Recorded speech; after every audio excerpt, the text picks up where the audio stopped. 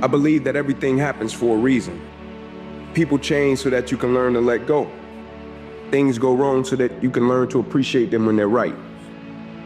And sometimes good things fall apart so better things can fall together. Courage is a decision you make. Because we all have the same fear. We all have the same feelings. 100%. One time someone asking the question, is courage, is it a feeling or is it a decision? And obviously they've never been faced with anything that they had to have courage, whoever asked that question. The person with courage has a vision bigger than themselves, and they push through the pain, even if it risks their own life. That's what courage is. It's not what you feel. It's a decision you make. I'm going through this fire. The path to being the best version of yourself should be lonely, and the loneliness you feel is nothing to be sad about. It is a benchmark and an indicator that you're probably on the right path. Everything in life has a true opportunity cost to it. Cutting people off, cutting things off, cutting habits off is uncomfortable, but every time I've done it, something incredible has filled that gap. But then 2 years later, you look back and you look at the lesson you learned from the whole experience, and you actually have to go back and hug that person and go, hey man, thank you for that time. It made me a better motherfucker today because of what you did. Made me a better person. Brother, discipline isn't about being perfect. It's about refusing to quit on yourself. See, you've broken promises before, but that doesn't mean you're broken. It just means you need to fight harder. See, the man that you want to be is on the other side of the man that you refuse to face right now. People want to think that people that are mentally strong don't struggle. You do struggle. You always struggle, but you win every time. Are you the best footballer in the world right now? I think so, yes. In my mind, I'm always the best. I don't care what the people are thinking, what they say. In my mind, not just this year, but always, I'm always the best. I'm always going to say that. I knew what was going to happen. I knew I was going to get here. They didn't. There's a lot of stressful years, you know what I mean, a lot of tough times. But I proved them wrong. I proved myself right.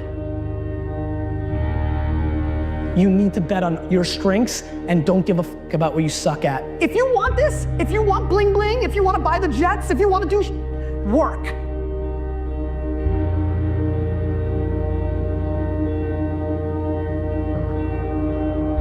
When I look around, I always learn something, and that is to be always yourself and to express yourself, to have faith in yourself. Do not go out and look for a successful personality and duplicate him. I feel I still have room to improve. I still set goals for myself to strive for. I'm never complacent with what I've achieved. Even though it's been very successful for me, I still feel I have a lot to prove. Michael shakes the finger. Ben Graham in his low teens looked around and he looked at the people he admired. And he said, you know, I want to be admired, so why don't I just behave like them? And he found there was nothing impossible about behaving like them. If you're doing anything interesting in the world, you're going to have critics. The only way, if you absolutely can't tolerate critics, then don't do anything new or interesting. I would just say, go stand on a street corner and watch in a crowded urban area and watch all the people walk by and think about what they're thinking about. I bet you none of those people are thinking about you.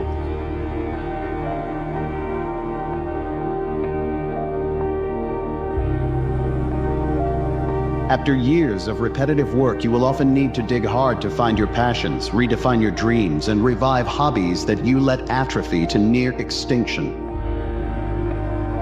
You think someone's gonna come to you and give you a highlighted version script on how to live your life? And if that was the case, would you even go that way? How boring is that? It's the unknown about to be that gets me up in the morning.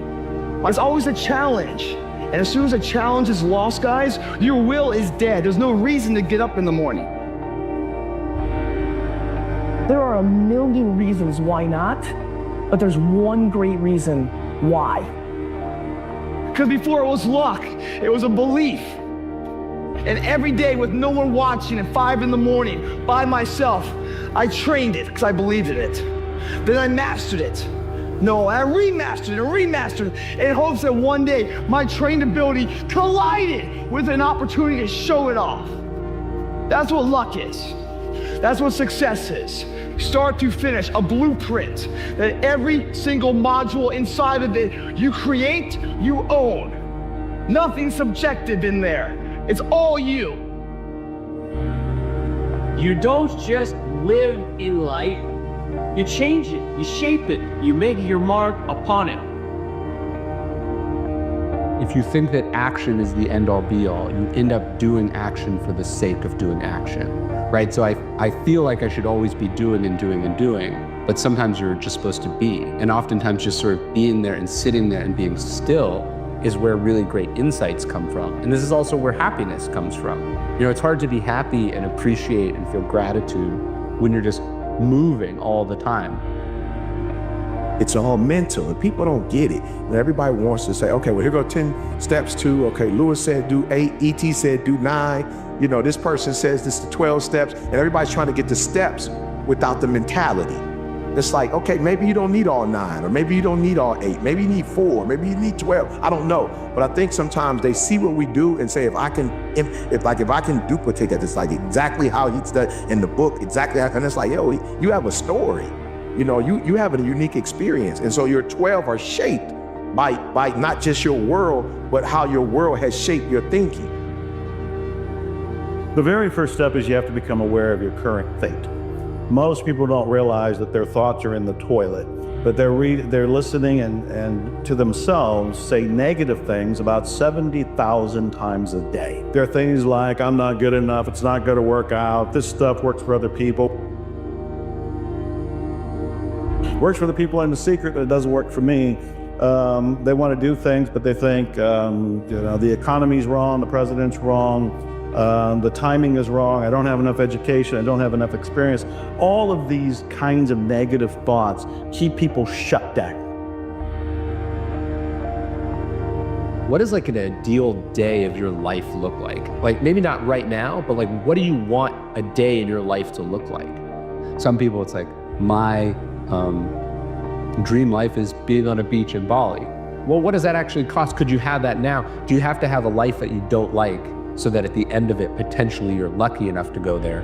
Or could you find a way to get that now? To think about this on a regular basis, is my life resembling what those days are supposed to look like? And if I have too many days in a row that don't resemble what I want my day to look like, I go, I'm having the opposite of success.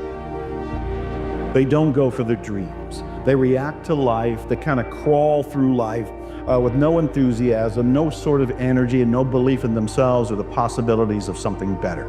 What the law of attraction is teaching people is that you have a choice.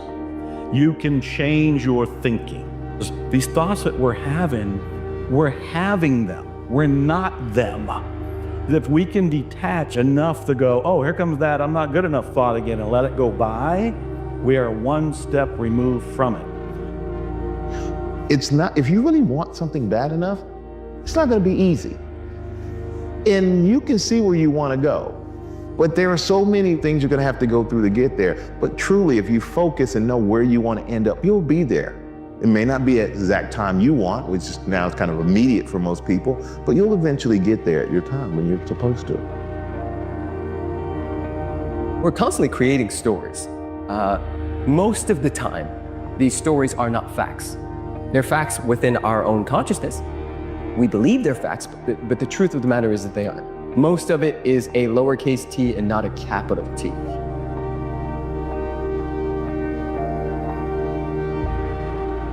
You don't want to hit rock bottom, or you have to create your own mental rock bottom so that you don't hit rock bottom. It's not the money, the network. It's not, you know, the vision board. It's, I believe, for those of us who are where we are, it's something within, you know, and you can't go buy that. You know, I can't give it to you. Lewis can't. Like, you got to go within and find that and pull that stuff out. You're not trying to get to perfection right now. You're just trying to get a little bit better than you were yesterday or an hour ago. You know, you make choices in your life. You program your mind to either be happy or not. That's a choice that you make. It's not something that somebody else makes for you. It's not even your situation. No matter what the situation, you truly do make the choice to be happy in that situation or not. When you fake being someone for so long, you think it's your reality. And that's what happens to all of us. We play a role at work, we play a role at home, we play a role with our family, we play a role with our friends, and then we think that role is us. And we lose ourselves. And to me, that is the core reason why we're chasing things that are not important to us. We're unhappy despite reaching accolades, and we feel dissatisfied.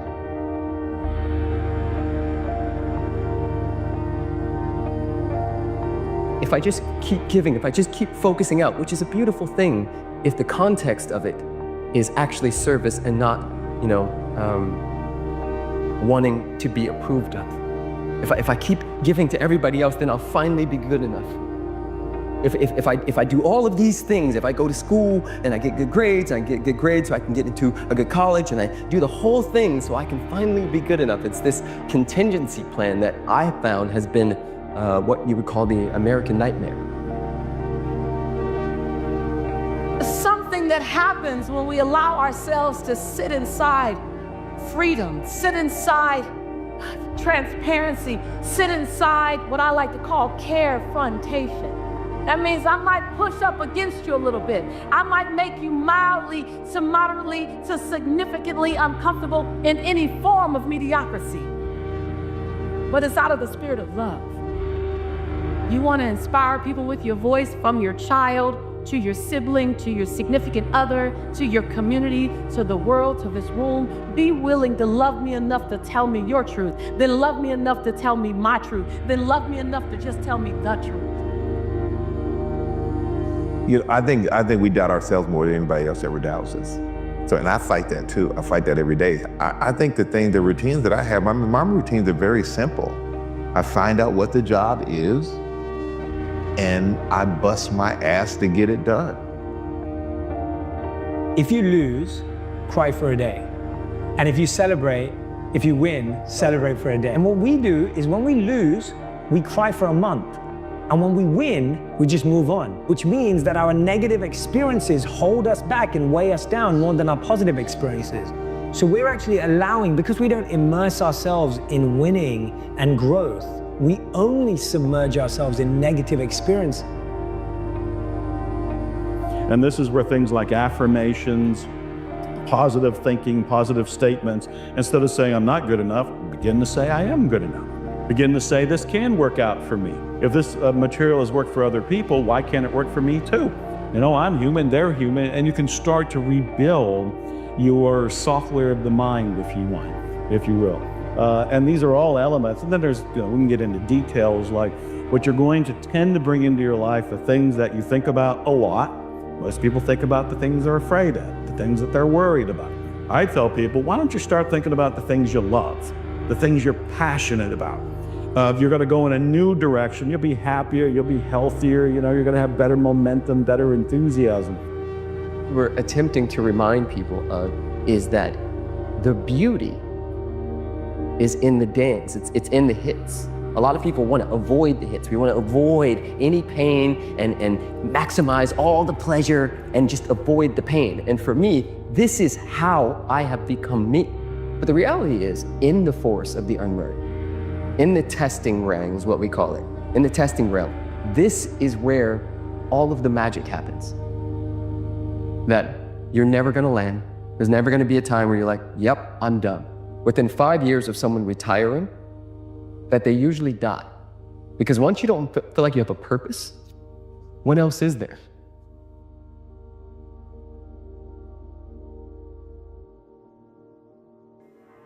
We try so hard in our lives to fit in. We try to fit into certain groups, certain frats, certain sororities, you know, among certain friends. Yet the people we idolize are the ones that stand out. But when you're prepared, there is no fear. There is no fear of failure, okay? Because even if you've walked out of something and you feel like you failed at it, your preparation is so strong that you're gonna take that failure and turn it into the outcome you desire. And most people stop at failure. We've all failed at things. It's the most powerful tool you can use, but it all depends on how you use it. It's that drive inside of you, okay? It's what we talk about, the dark side. The dark side is filled with failure, but it's the fuel that burns you like something that's never burned inside you before.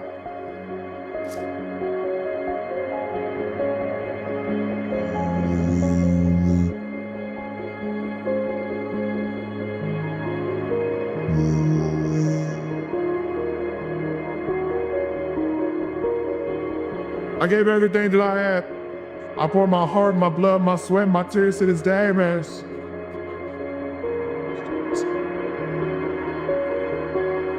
There's so many individuals out there that are so talented in different things that never accomplish anything. Okay, the world is filled with talented people. You know a lot of them yourselves, okay, and they never accomplish anything. With talent has to come preparation, has to come action, has to come development of being able to take those talents, take those skills, continue to develop them, continue to sharpen them physically, continue to sharpen them mentally, because at some point, your physical talent is going to diminish. You go like this, but then you hit this plateau. And most people hit that plateau, they go, wrong job, wrong relationship, wrong business, because it's not instantly fulfilling them. But the people that go, I'm gonna fight through and go deep, I'm gonna find a way to break through, I'm gonna find a way to learn and know more about this in a human life so that I can help as many human beings as possible, and it won't be bullshit, it's because I've lived it. There is a power in mastery. And how many people do you know are really committed to mastery today? Most people dabble in a million things, they master nothing, and they wonder why they're unfulfilled. Because they're running for the sugar, the next thing that feels good, instead of getting past what doesn't feel good and getting to where you own something. We live in a Facebook world where people fake their life, put new filters, make it look different than it really is, tell stories that, you know, are totally full of it to make themselves look good. Because we live in this kind of false world where significance is more important than love. I think when you find your lowest point in your life, I think you're kind of open to a lot of things to try to change it and to try to get back on the right path. Phelps now 3 for 3 here in Beijing, his second world record after he started it off in the 400 IM with one. I had to change my approach a little bit on how I approach today. I wasn't that good in the first 2 games here in this building. I watched a lot of film, detailed it out, changed my blueprint. Så kan du så NBA-chip. Is everything together since the tiny day that we did all 3 going? I came into longevity, faced the bigger man, overcame my adversity. Now you want this trilogy? It's on my terms. In the end, I had to invest everything, and I was borrowing money from friends to pay the rent. Yeah, sure hope it was worth it. Sure hope it was worth it. Early to bathe, early to rise. Just remember, you can't climb that ladder of success with your hands in your pockets. Always tell people that you can call me anything that you want. You can call me Arnold, you can call me Schwarzenegger, you can call me the Austrian Oak, you can call me Schwarzi, you can call me Arnie, but don't ever call me a self-made man. I didn't make it that far on my own. I mean, to accept that credit or that medal would discount every single person that has helped me to get here today. Listen, when I came to the United States, I remember that I trained 5 hours a day, every day, and I was managing a construction business, and I was a bricklayer, and I went to college also, and I took acting classes from 8 o'clock at night to 12 o'clock midnight. All of that in one day. Every day I did that. I did not worry about it. I knew that I had 24 hours and I didn't want to wait one single hour. The bottom line is, if I would have listened to the naysayers, my career would have ended when I was 15 years old. I would be still yodeling in Austria, in the Alps, And the reason why I'm here today and talk to you is just because I did not listen to you can't or it's impossible or no. So I just recommend you very strongly, ignore the naysayers.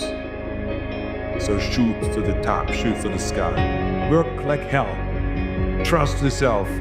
Break some rules. Don't be afraid to fail.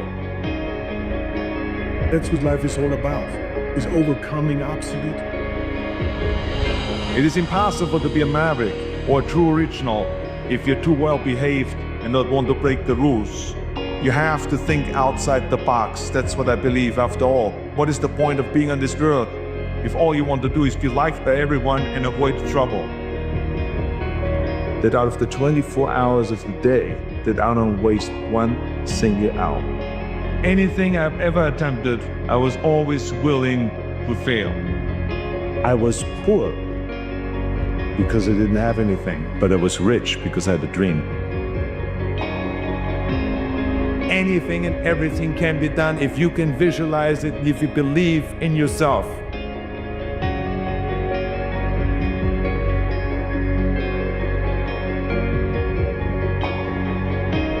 No matter how successful you are, life will throw obstacles in your path.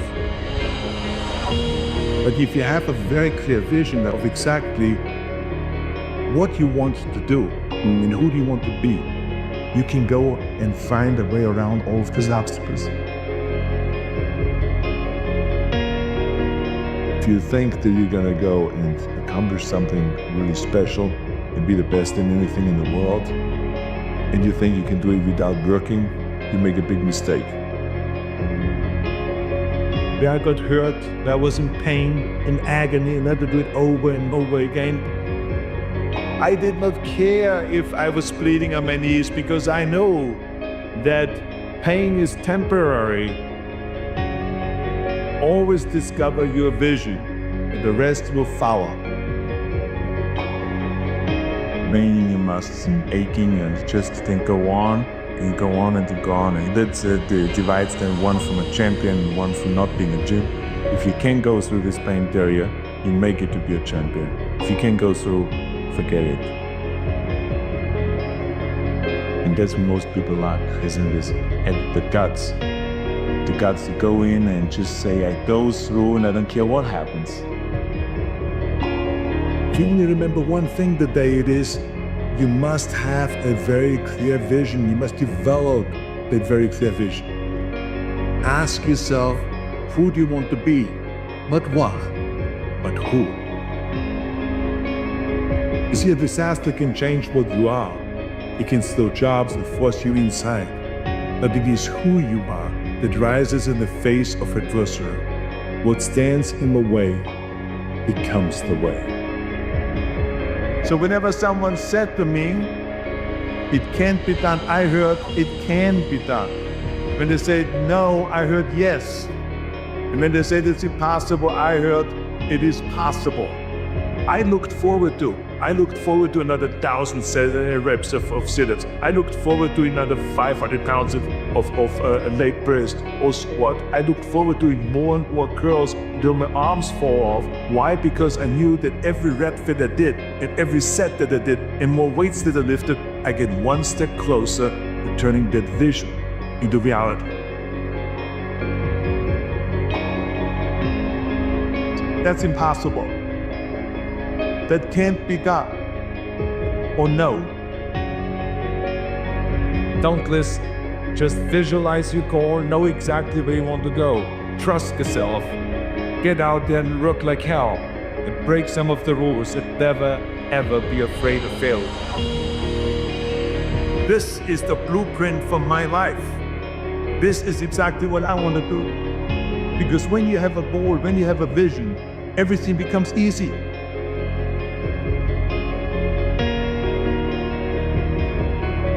The majority of people don't like what they're doing because they're really not doing it because they didn't have a goal and they followed this goal. It's real. It's not fun. So if you think about only a quarter of the people really enjoy what they're doing in life, you got to have a purpose no matter what you do in life. You got to have purpose. Of course, there's a chance that you can fail. When you lift the weight, I tried 10 times to lift bench press 500 pounds, and I failed. But the 11th time I did it. So never give up and never be afraid of failure, because otherwise you box yourself in and you limit yourself. I was never afraid to fail when I ran for governor. I was never afraid to fail to tackle anything, because you should not be afraid of failure. That's just part of life. I mean, people should just realize that a lot of things in life that are difficult. And you have to ask yourself the question right off the top, you know, are you going to be one of those guys that are going to go and back off every time something is difficult? Or do you want to be one of those guys that says, look, it doesn't matter if it's easy or difficult or most difficult, I'm going to go and crush through. That's me. That's the person that I want to be, and I'm going to prove it to myself, and I'm going to prove it to the rest of the world. That you don't ask yourself, should I or shouldn't I? You just do it. That we can do it alone. None of us can. The whole concept of the self-made man or woman is a myth. So as soon as you understand that you are here because of a lot of help, then you also understand that now is time to help others. Tear down this mirror. Tear down this mirror that makes you always look at yourself. And you will be able to look beyond this mirror and see the millions of people that need your help. Have a clear vision where you want to go. What is it that you're really passionate about? And then go after that. No matter what it takes, go after that. As crazy as it may sound, because you got to do something that you really enjoy doing. A life will be always about obstacles in front of you.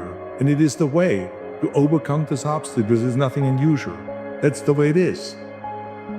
So when you know your vision, every setback, every stepping stone, every struggle, all resistance builds your inner strength, builds your character, makes you strong as a person. When you have one little victory, little victories add up, and that is what gives you then ultimately confidence.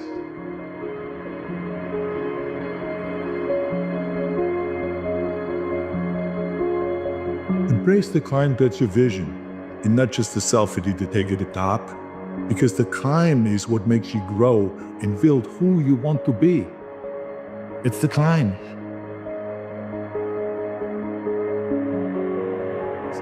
It's time to start developing your vision, and it's time to start climbing towards that vision.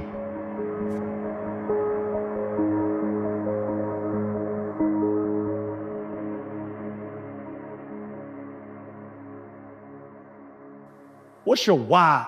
Why do you wake up in the morning? Was that some of your best motivation might come wrapped in sandpaper. Some of your best inspiration comes with some pricks and some nails and some thorns around it. Some of your best inspiration came in an experience that you didn't ask for, you didn't want, and you never want to have again. Some of your best inspiration, some of the very thing that's fueled your soul to get you here, came in an experience that you dare not wish on your enemy. The reason why you don't give 120% is you ain't got a why for what you do. One thing I can't give you ambition. I can't make you want something, right? I can't want it for you. But once you want something, now you plug into something very real. You start putting all this stuff together and it's like, okay, essentially everything falls on my shoulders. If I want to be great, it's all down to me whether I execute on that or not. It's all down to my ability to say, this is the thing I want. This is the gap and skill set between who I am today and who I need to become.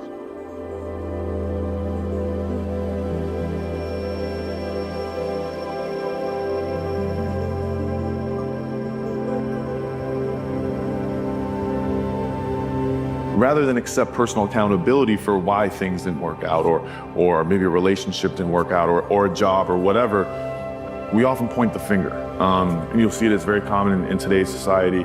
I've even caught myself at sometimes.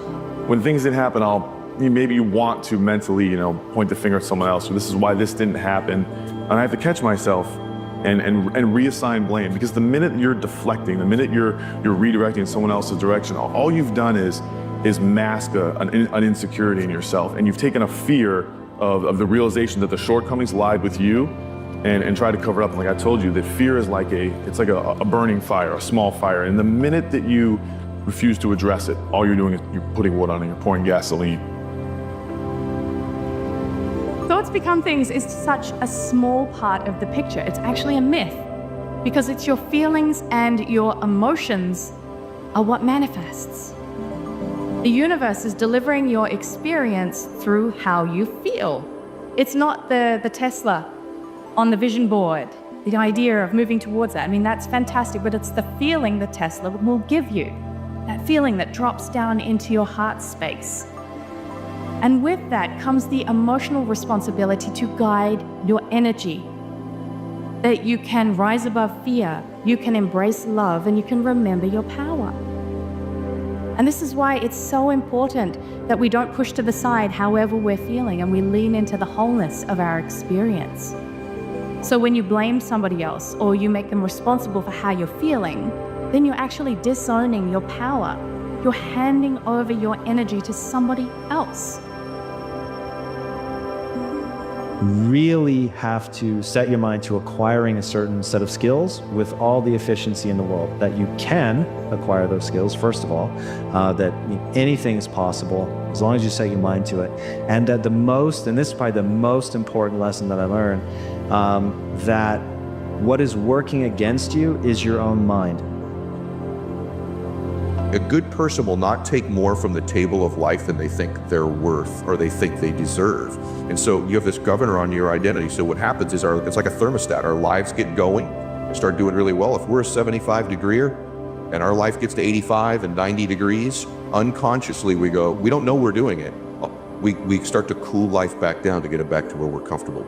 The reverse is also true. When things start to go really bad and you're broke and you're struggling, you find a way to heat your life back up to what you think you're worth and you deserve. So the way we alter our life is, sure, we got to alter our behavior and our relationships and our circumstances, but the only way it's permanent is that we alter that governor, that thermostat, when we start to believe we're worth 85 degrees of life, 95 degrees of life, 110 degrees of life. And there's ways we can alter that. Say, are you willing to just jump? Because when you do, and you're willing to spread your wings, and you're willing to do something and be something different, and you're willing to get to the edge, knowing you might fall, but also knowing you might fly. Working out is not life. To me, it's not about the body, it's completely about the mind. When you're starting your day at 4:30 in the morning, whatever, do that, the rest of your day, no matter what happens, is a breeze. You've tackled the hardest part of your day. No matter what goes on, sometimes it's just showing up and being able to push yourself a little bit more than yesterday. It's called finding your heart. You know, when you find your heart every day, man, life is a lot better. You know, because what happens is you're either the CEO of your life or you're going to be someone else. You're going to be life's employee.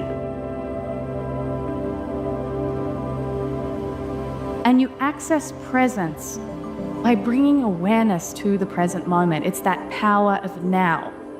That's your most pivotal point of power. That's your direct access to the universe at all times. And the more present you can be, the more you can release any of the resistance that is holding you back energetically from allowing your desires to flow into your reality.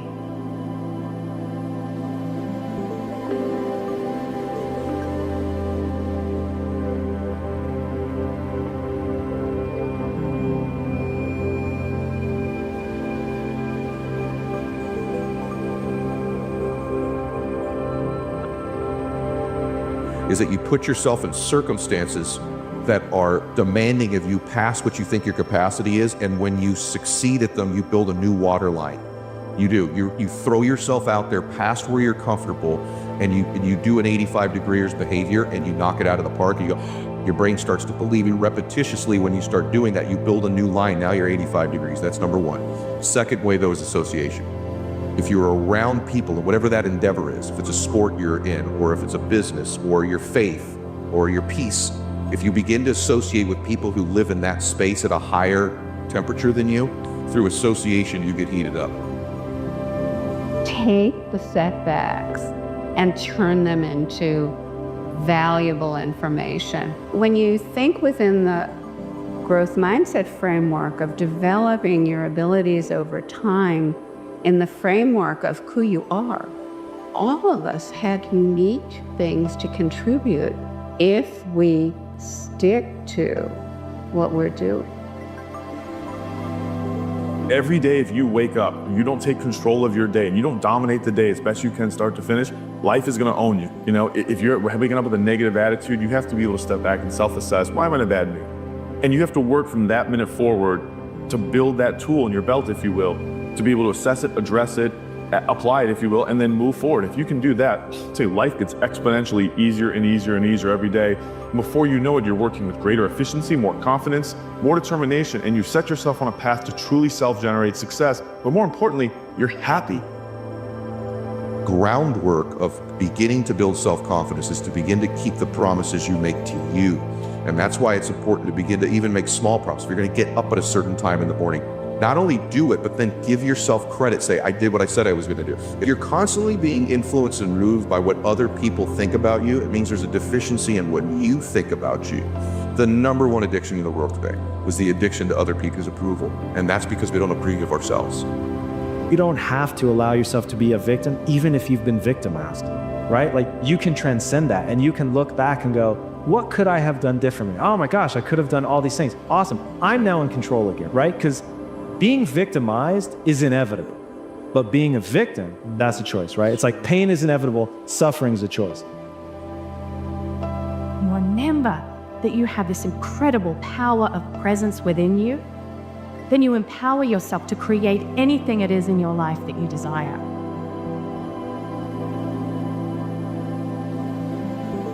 If you take an orange and you squeeze it, what comes out? Well, the obvious answer is orange juice. Why? Because the only thing that could ever come out is what's on the inside. And so the question from there becomes, what happens when life squeezes you? What happens where you're in a pinch, you're in a tight spot, and the stress comes? What happens to you when you get squeezed? Nothing can come out of you except for what's on the inside. You'll recognize this, that we have an external posture and we have an internal posture. An external posture, some people say, oh, I want to be famous and I want to be special and I want to get attention. So you only want that because there's something inside of you that feels like it's not enough. And so we're trying to fill ourselves up. And a lot of people, their cup is like a little bit empty, where they're trying to fill themselves up from the outside world with approval, control, security. They want something to fill themselves up because there's an emptiness on the inside. So you've really got to strengthen that internal core. You got to strengthen your identity. You got to strengthen what's on the inside, because you are going to be squeezed. And all of us have had some bad stuff inside of us. And by bad, I don't really mean bad like you're a bad person or there's bad stuff. It's just stuff that's not useful. It's not what's right and what's wrong, because what's right for one person might not be right for somebody else. And it's about what's useful. And sometimes we have emotions, or we have points of view about ourselves or others, or judgments that's just not useful. And so we need to look at it in terms of not making ourselves wrong, but is that useful? And so you've really got to take some time every day to focus on your heart, your energy, your story, your presence, and you've got to break those energetic bonds to the past version of yourself, who you were yesterday. You're bonded to that. You're bringing up stories and you're talking about what happened yesterday. But what makes us have the ability to use that information, have wisdom from it, is when we break the emotional charge. What is the lesson? How do we integrate the lesson into our life in a way that's useful? And then once you've lived it and you've lived with that distinction and you refine it, and then you get to share the learning. And the more people you share the learning with, that experience that you had, it's like Napoleon Hill said, every adversity has the seed of an opportunity. There's an opportunity for growth and awesomeness in every seed of adversity, but it's just a seed. We gotta water that seed. We gotta put sunlight. We gotta shine light on that seed, shine the light of our awareness. We need to be conscious of the learning, but not self-conscious and make it about ourselves. And we think, how do we actually integrate this learning into our future self, into that person as they go part, throughout this year, through this decade, through the rest of their life. And then as we get to practice that way of thinking, practice that way of being, practice that way of communicating, we refine that lesson, and then you share that lesson. And that's how, to come full circle with what Napoleon had said, that's how there's this beautiful opportunity in that adversity, where now each person you share that with, you get to grow through it, and you get to share that learning, and as you contribute that learning to each individual beyond yourself, you get to have impact. And oh my God, it's like when you have impact and you know that because that happened to you, you've grown through it, you've become stronger, and now you contribute. And each person that you contribute to, that energy, that gratitude comes back to you. It's like an amazing force that comes back to you. And people start saying, wow, because you said that, because you went through all that, you changed my life. You gave my life meaning, you gave me clarity. And as that energy comes back to you, you get to have this amazing feeling that money can't buy. And some of you were in jobs where you're like, you know what, it doesn't matter. Some of you were looking at your diet plan, you've already cheated on this year, and you're like, you know what, it doesn't matter if I have that bike. Some people eat the burger, they're just reinforcing patterns of shame and guilt, and they're looking for something on the outside. They're looking to create an experience on the outside to meet a neurochemical need, an addiction for that shame, that anger. And you know, some people are just angry and there's nothing to be angry about. They will create an experience or they'll get into a bad situation just so they can feed that addiction for anger. They're addicted to it. And they need to, as Joe Dispenza would say, break the habit of being themselves and communicate with themselves in a different way by breaking those bonds. Everybody wants to judge themselves through the lens of a moment. They want to be cool right now, today. And they're asking themselves, what's the least I need to do to feel cool? What's the least I need to do to be successful? But once I stopped asking that question and I started thinking about really who I could become and really harnessing the human ability to adapt, what people need to understand, humans have become the apex predator, not by being the strongest, not even by being the most intelligent, but rather by being the most adaptive to change. And when you realize all of us are born with nothing, no skills, no knowledge, nothing. We're a lump of flesh that can hardly hold our own head up. We can't take care of ourselves. We shit in our own pants. And our job isn't to be great today. Our job is to build ourselves brick by brick. And that is what separates the truly greats from everyone else. They're willing to put in that hard work. They're willing to reframe the question from what's the least I can do to what's the most I can bear. And when you're looking at yourself on that long timeline, when you're saying, what can I accomplish over the next 10 years? What is the amount of suffering and back-breaking work that I'm willing to put in and endure in order to become something extraordinary? That's the key, is you actually have to perform. It's not about convincing someone else that you're cool or looking good on paper. It's about actually delivering a result. It's about actually becoming capable of the extraordinary. But you have to understand the way the mechanisms, the very anatomy of the human works. And it works by building things up brick by brick. It works by starting out terrible at something, incapable of something, and being willing to put in the work to grind it out to become that. And when people can move beyond the words, when they can move beyond that bullshit, trite stuff that people say, and they can transcend that and see what it means to actually put in work, to actually get good at something, to really think about improvement. Everybody just wants to see this shit come back to them. They want the fucking heavyweight of the ring. They want the jewels. They want the riches. They want the house, the cars. But fuck all of that. Want the performance. Want to be great. Want to look at yourself and believe in who you've become. And even more importantly, if there's no one around to look, if there's no one around to impress, do I still push? And if at that point I'm still willing to push, if at that point in that circumstance I still want to be something and I still want to wring the potential out of myself and I want to actualize that potential, I want to actuate it, I want to actually do something with it even when nobody's watching, then I'll be proud of myself. Then I know I'll accomplish something, because that's real. That's beyond the bullshit. And that's where people have to get if you really want to do something. Stop worrying about the echo and start worrying about the shout. Believe in who you can become tomorrow and let every day until the day you drop be about wringing that potential out of yourself. Be about building something and becoming something brick by brick. Putting in that day-to-day work of building something, of becoming capable of something today that you weren't capable of yesterday, of asking yourself how far you can go, of becoming obsessed with that process and no longer thinking about the end.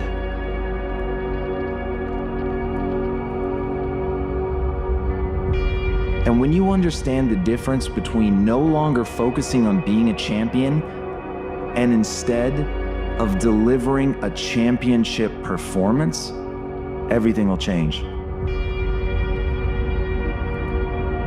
Because it's the people who build themselves into someone who can give a championship performance that win. Certainly the most destructive vice, if you like, that a person can have, more than pride, is self-pity. I think self-pity is the worst possible emotion anyone can have, and the most destructive. It destroys everything around it except itself. Self-pity will destroy relationships, it'll destroy anything that's good, it will fulfill all the prophecies it makes and leave only itself. It's so simple to imagine that one is hard done by and that things are unfair and that one is underappreciated, that if only one had had a chance at this, if only one had had a chance at that, things would have gone better, you would be happier if only this, that one is unlucky, all those things. And some of them may well even be true, but to pity oneself as a result of them is to do oneself an enormous disservice. Stop feeling sorry for yourself, and you will be happy. You don't have to scratch very far beneath the surface of most people's lives before you find something truly tragic. The only way that change is going to take place is if you see the evidence of the collapse right in front of you. I think the challenge is that people have to wake up. And the question is, how uncomfortable do you have to become? And as I've said in the past, you don't try to fix this. We just figure out a way to create something better.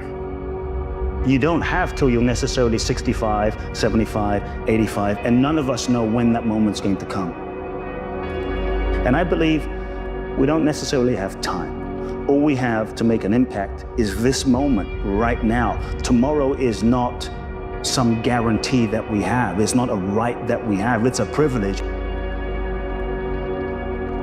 Repatterning. It's a process of rewiring. It's a process of reconditioning. It's a process of self-reflection and awareness and changing those beliefs. When you begin to realize then, well, I can't respond to the same conditions in my life with the same emotions and the same thoughts, because if I believe that the way I feel and the way I think creates reality, if I'm reacting to the same thoughts and feelings equal to the conditions in my life in the same way, then I keep reaffirming the same life.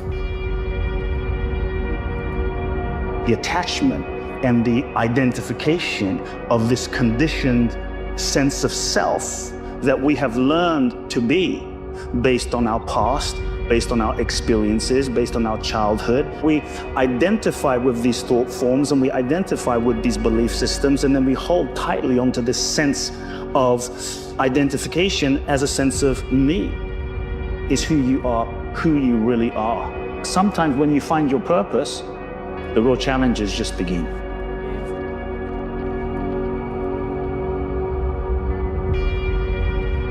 You're alone. You're alone. You may have a shrink you're going to, you may have a best friend you're going to, but there's 24 hours in the day where you're alone in this brain. And your brain is talking to you in all kinds of ways, and it wants to control you, pull you in these different pockets. You got to tell your brain where you want to go and how you want to go and how you want to get there. You got to control it.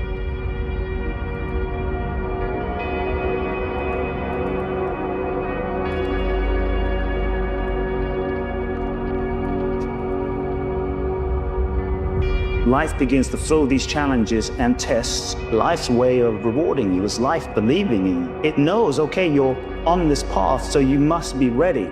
And so to me, the challenges and the hardships and the ups and the downs and the divorce and the breakups and the difficulties are just life's way of preparing your soul.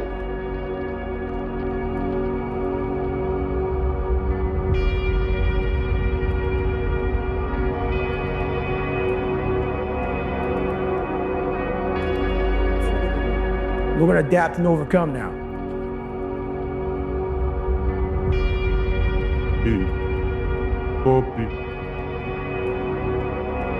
How are these?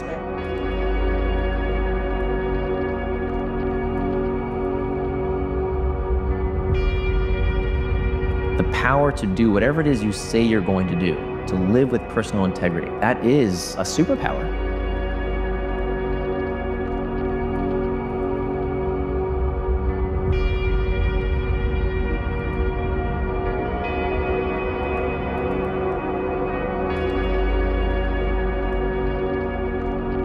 Most people, they major in minor things. They focus on stuff that doesn't matter. You look at your body, where you're starting, without that, everything else is out the door. You don't want to be richest man in the graveyard. That's not going to do it. If there's energy, if there's vitality, if there's strength, it's going to show up in your relationship. It's going to show up in your business, show up in your life. That's an area you got to master. You can't dabble. It's too important.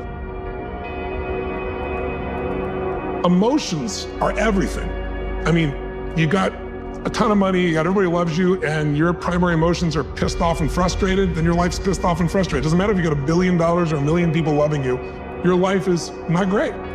Relationships, intimate relationships especially. It's where the most juice in life comes from. It's where the most pain comes from most people. It's worth mastering instead of dabbling. You know, really looking at what are you going to do with your time and mastering your time. Instead of having a checklist, you cross it all off, you can mistake movement for achievement. I want to squeeze out of that time what matters, that creates value for me and for everyone I care about and love. We have the world's information at our fingertips. We don't have the excuse of not knowing what to do anymore. Who doesn't know basically how to lose weight? Who doesn't know that if you want to have better relationships with people, you have to be fully present with them? Who doesn't know that if you want to do better at your job, you have to do the work, especially the hard stuff that other people don't want to do? We know these things. So there's no excuse anymore to say, well, I just didn't know how.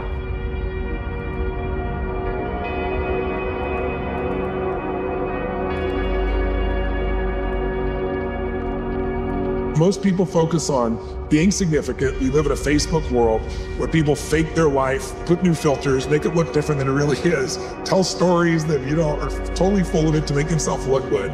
Because we live in this kind of false world of significance is more important than love, and it separates us. And the other one that we see most often is certainty. People want to be certain before they can do something.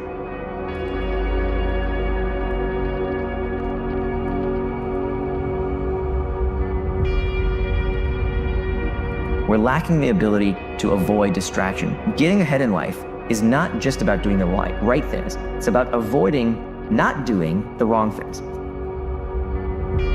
That the root cause of why we become distracted is because we feel these internal triggers, these uncomfortable emotional states that we seek to escape.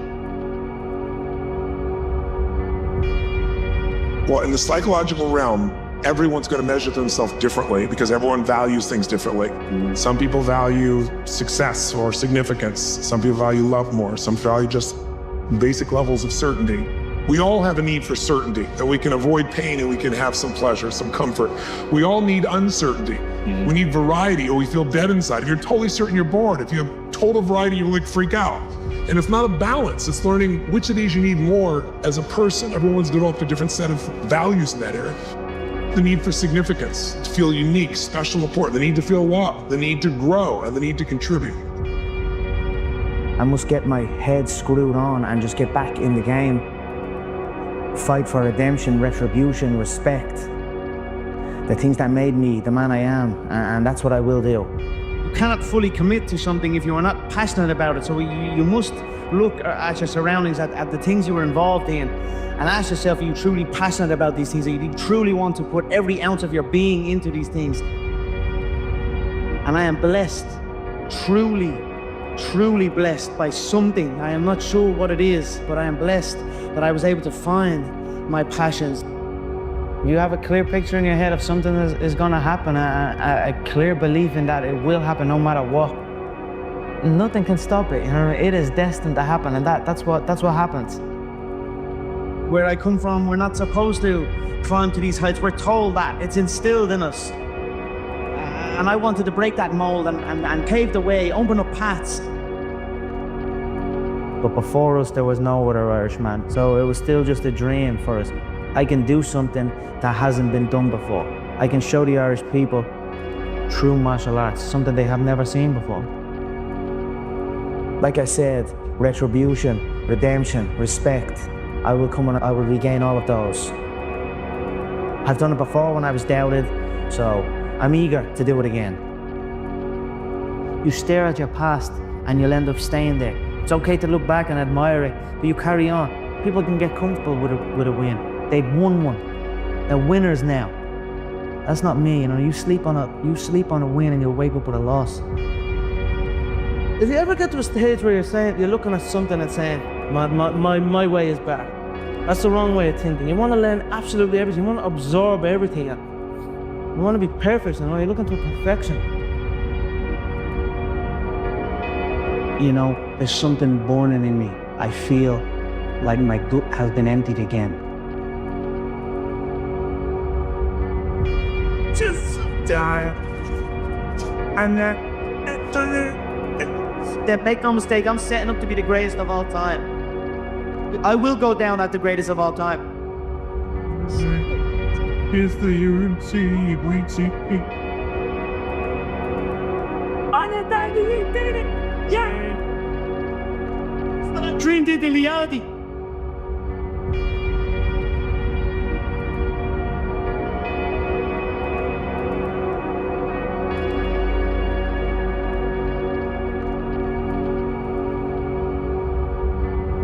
If you can see it here, and you have the courage enough to speak it, it will happen. My dream is to be world lightweight champion in the UFC, have more money than I know what to do with, and have a great life for my kids, my grandkids, everyone in my family, everyone that's come up with me. That's my dream. It feels familiar. I saw it so clearly. I swear to God, I saw it so clearly, so consistently, until it's here in reality. A lot of times people believe in certain things, but they keep to themselves. They don't put it out there. If you truly believe in it, if you become vocal with it, you are creating that law of attraction, and it will become reality. I will be where I want to be. I'm 100% confident that I will make it to the top. I have the skills, I have the dedication, and it's something I really, really want. So words can't even describe, but it will happen, and I'll let you know when it happens. I want to be able to defend myself in any situation. Then I start thinking, you know what, there's a career, maybe I can make something out of this. Well, what else am I going to do? I don't really want to do anything else. I don't want to get a job. I don't want to have to get up and I don't want to listen to a boss or do all that. You know, so this is an option for me. I am doing what I was put here to do, and that's why I'm doing it so well. As far as I'm concerned, there's no such thing as an accomplished critic. Everybody's a critic, you know what I mean? Everybody has an opinion on it, but so I don't pay attention to what people say, you know, good or bad. It means nothing to me. I listen to my circle and I carry on again. But still a kid with a dream and a belief in himself. And for many times I was laughed at and not believed in, but you know what? Nothing external can defeat the internal. To take someone down or break you down is internal. Nothing external is strong enough. It's just about making sure your internal dialogue and your internal belief in yourself is strong enough that it can withstand the external. The external is there. You've got to accept it. You've got to embrace it. You've got to understand it and be aware of it. But don't let it seep into your internal dialogue. It's crazy how things just form, dreams just form into reality. I'm not supposed to do it, but I'm gonna do it, and I'm gonna outwork everyone that says I cannot do it. And that's what I did, and that's how I rose up.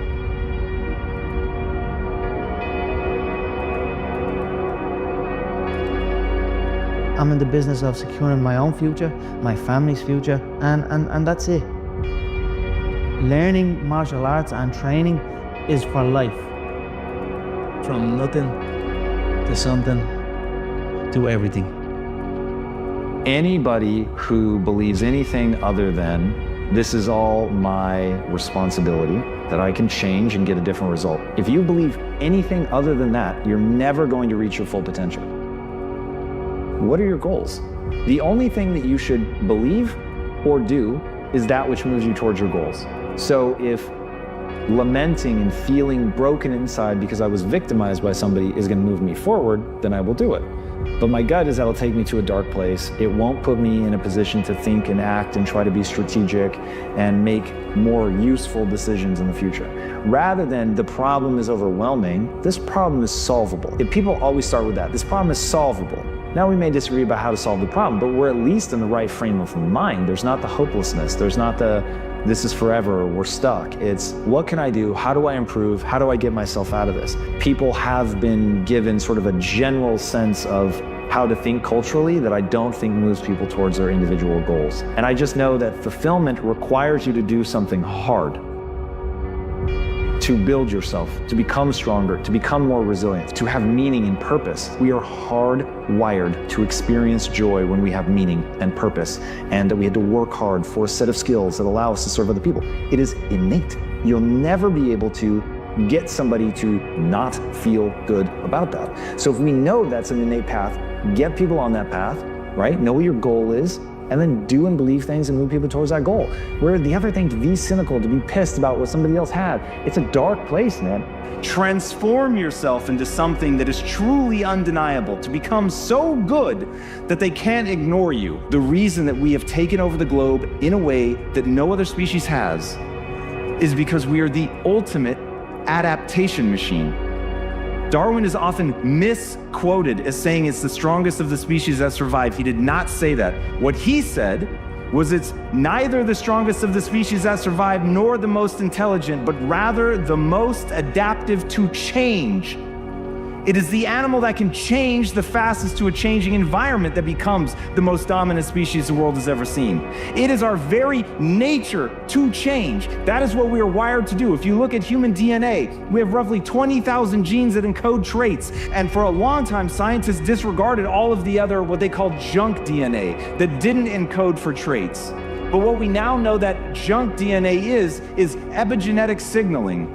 It is the thing that makes us extraordinary. It's the thing that says, in this environment, respond like this.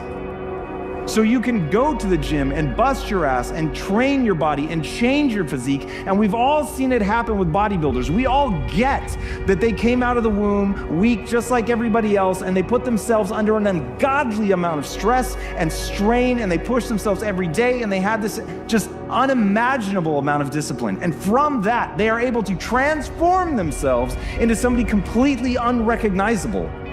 It is amazing. And because it happens on the outside, we all get it, we all believe in it. We look at athletes and we understand that they work their way there. But we don't look at Gary Kasparov and realize he did the same thing, because what's happening in the mind seems invisible. We can't see it, we don't understand what's happening. What you build your self-esteem around matters. And whether you realize it or not, each and every one of you has something that sits at the core of how you feel about yourself.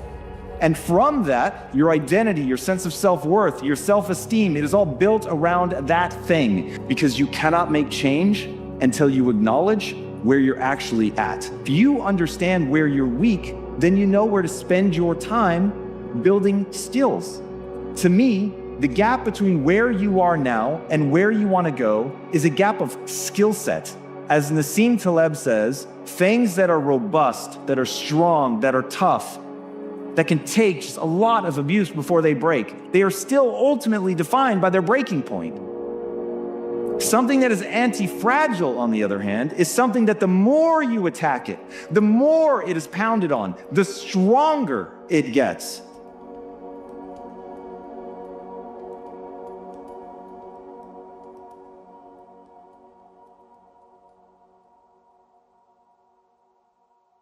What would you say to someone who's going through a string of bad days, or bad weeks, or bad months? Say it's okay. You're not alone. I know. You're not alone. Stick in what you're doing right now. And in those hard times, believing they're going to lead to good times, it just creates a lot less friction in your life, And I think whenever we're going through a hard time, we just want it to end. But it's those moments that allow us to appreciate the good ones. The work comes before the belief. You have to do a little work before you actually believe. And you work and work and work and work and work, and then it produces a little bit of result. And then you say, oh, okay, that works. And it instills a little bit of belief. Then you work and work and work and work and work, and you get a little bit bigger result. and then you get a little bit more belief. So the work always comes before the belief in yourself, and you have to have the faith that you are willing to do that work without a visible result, understanding that down the road it's going to pay off. Don't quit. Get off your butt. Get out of those stands. Get in the arena. Get dirty. Get sweaty. Get bloody. Get knocked down. Get back up. Get knocked down again. Get back up. I believe we were born on this planet Earth to win. We were all born to win, not just in sport and life. Believe. You gotta believe. I'm not just talking about faith. You gotta believe that when you shoot it, it's going in. You gotta believe that when you swing it, you're gonna hit it. You gotta believe that if you make the effort, you're gonna make the catch. You gotta believe that if you kick it, it's going in the goal. You gotta believe if you're gonna slap shot for the gold medal, it's going in. Success can create loneliness. That means you're better than somebody else. It means you're better than you used to be. It means you're better than you were last year. It means you are going to leave this place better than you came in. And just because somebody else did not, does not mean you're better than them. It just means, no, I'm better than I was. I'm growing. I got a vision for my life.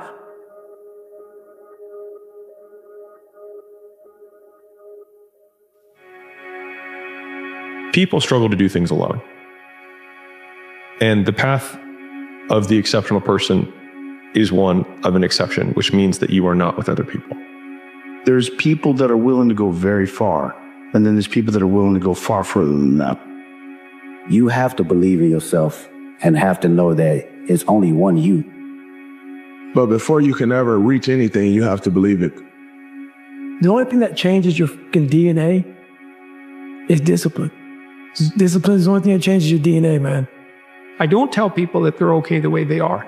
No, I say, no, you could be way more than you are. You're either going to do the work or you're going to sit around wishing you'd done the work. The last chapter of our life story is already written, right? We die. And so you might as well fill the rest with epic stories of daring greatly and doing what you've always wanted to do until that day comes. Because we only really regret the things we never try. It will all be over soon. It may be the dark, it may be the light, but one day you'll wake up and realize it's over. Don't just wait for it to be over. Embrace it. Let it shape you.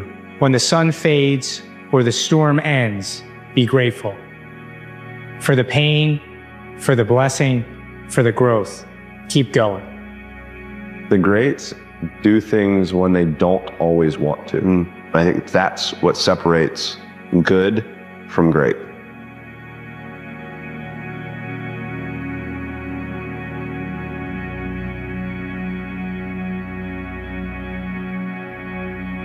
So if you're in the woods and you don't know where to go, start walking. You got to start walking because the perspective's not going to change. You have to start moving forward. You have to start taking steps in order to improve your vision, improve your perspective, change your perspective, make some kind of progress. And worst case scenario, you figure out that you walked the wrong direction. Okay, now you can go walk in the other direction. And that's going to be fine. But standing there lost and not doing anything is just waiting to die, waiting to starve to death. Don't let that happen. Just sitting around dreaming someday, someday I'm going to get a different job. Someday I'm going to change this. Well, someday ain't a day of the week. You got to say, okay, I'm going to take this small step by here, this small step by there, this small step by there. And then pretty soon, we don't leaps tall buildings in a single bound. We take it a floor at a time. I really thought I lost you there for a minute, bro. Started tapping back into old habits, hanging out with people you know you shouldn't be. You became somebody you weren't. I'm glad to know you're back. You're back on your grind. You're back doing the things that you know are gonna take you where you want to be in this life. But you don't want to be like everybody else. There's too many of them, dog. There's not enough of us. There's not enough men out there that are willing to sacrifice the temptation, the lust, the fun, the parties to truly be somebody in this life. But you got that shit in you. Don't give that up. Don't throw that shit away for a moment of fun, for something that won't last. The man that says he can and the man that says he can't are both right. You choose which side of right you want to be on. I know which side I want to be on. To live the good way, you have to live the hard way for a while. time and hustle and failure and getting kicked in the teeth and what you do in the invisible when you think you're going to lose out. I don't know if this one's going to work out. I over leveraged myself. What if it doesn't happen? I put all my money in this thing. This deal went sideways. Interest rates went up. The economy shifted.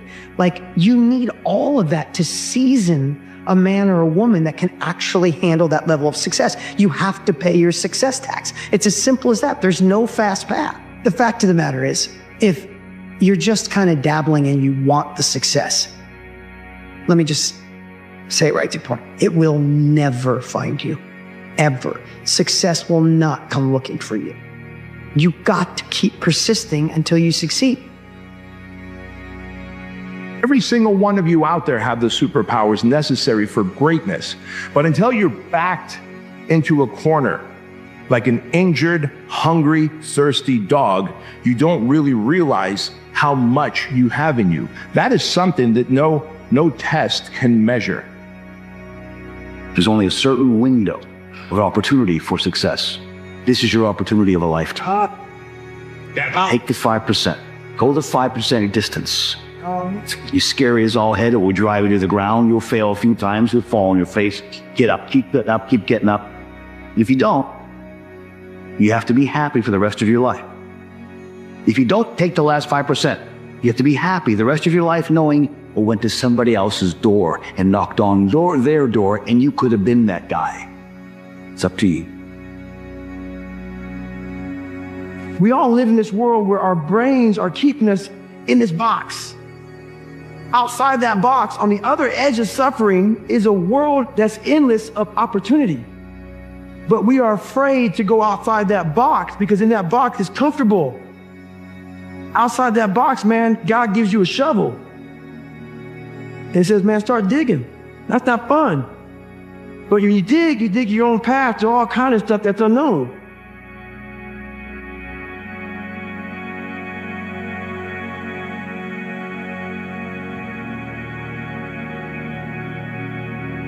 How many day ones have you had?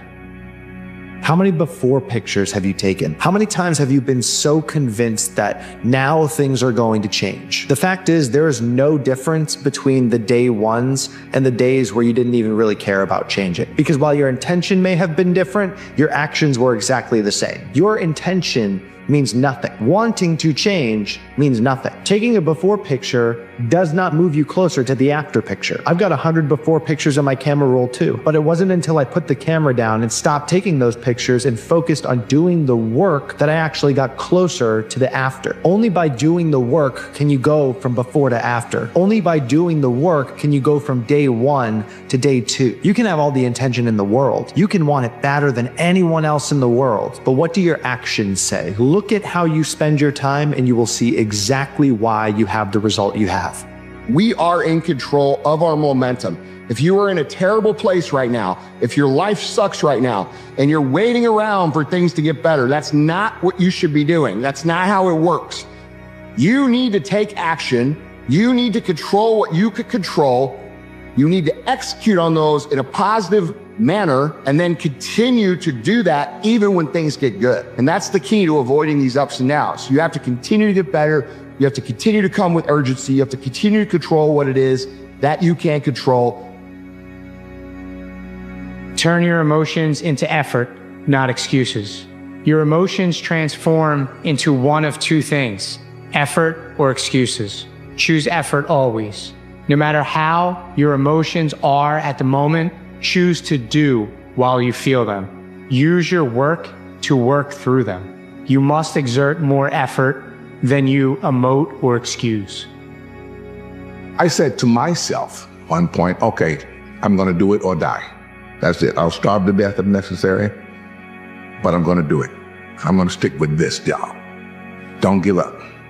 Do not give up. Sometimes things always look darkest just before the dawn. Who says you couldn't revolutionize the whole thing in a week's time and start a brand new direction that will most assuredly help you arrive in a brand new place a year from now, 3 years from now, no telling 5 years from now, where you could arrive? Use your willpower to start the process. Just willpower to change a little or change a lot. Anybody can change. You don't have to repeat last year. Clean up the errors Invest it now in the next year. Watch it make the difference.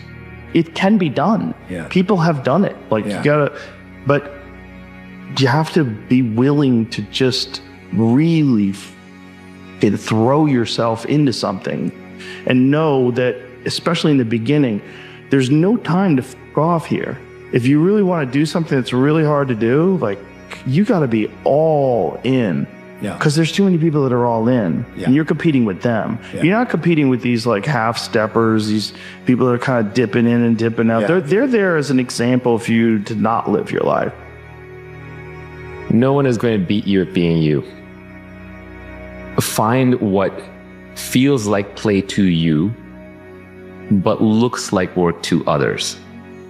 So it looks like work to them, but to you it feels like play.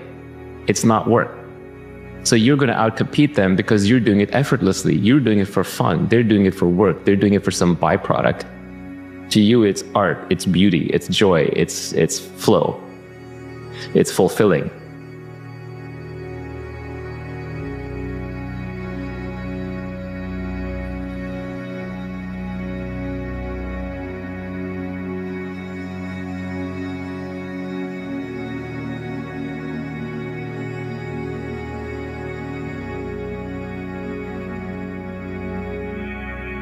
If you push people and ask them what they want, they're going to tell you that they want to be happy.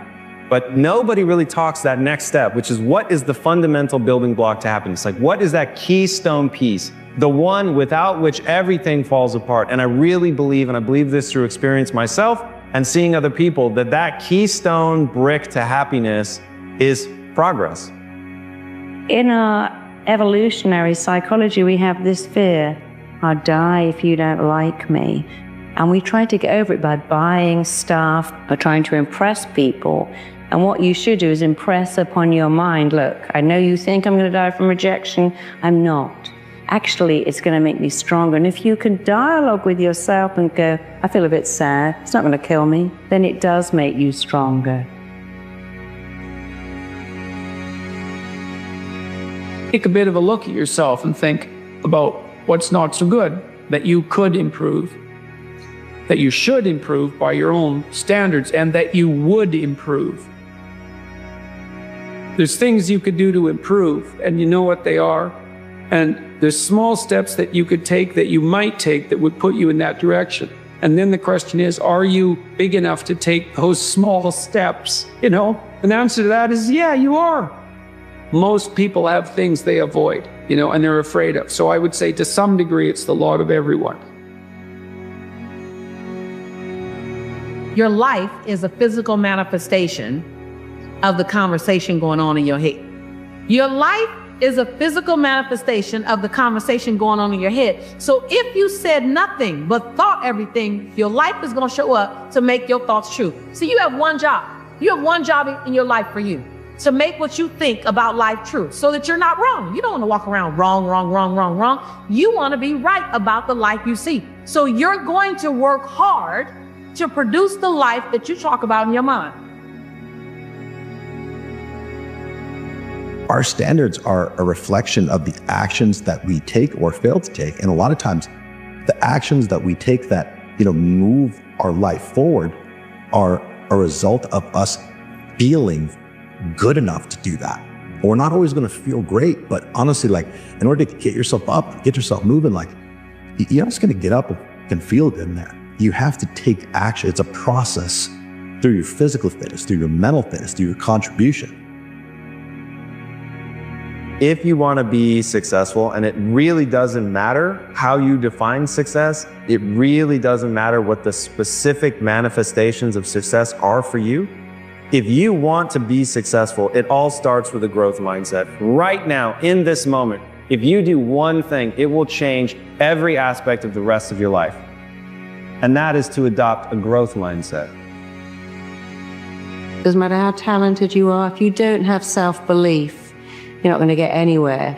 If you have extraordinary self-belief, very little talent, you can get everywhere. But if you have both, if you have talent and belief, it will actually make you unstoppable. We say, if at first you fail, then try again. persistence is helpful because it enables you to run many, many experiments. And you need to know that the baseline is failure. You know, it's important because otherwise you'll blame that on yourself. When you speak your future into the world. Whatever falls off your tongue, when you say I am, unconscious mind says, and you are so. Whatever comes on the other side of that. That all of us in life have things we want. We don't get what we want. We get what we have to have.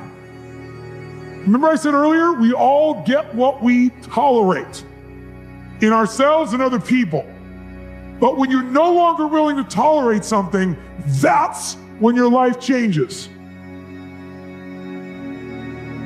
And we can thrive under the difficult conditions that make up our lives, and we can resist the malevolence that entices us. That's within our power. Asking the right questions is so fundamental and so powerful. I encourage you guys all to really think about the questions that you ask yourself, because it will determine everything about your life. Your life is determined by the quality of your questions.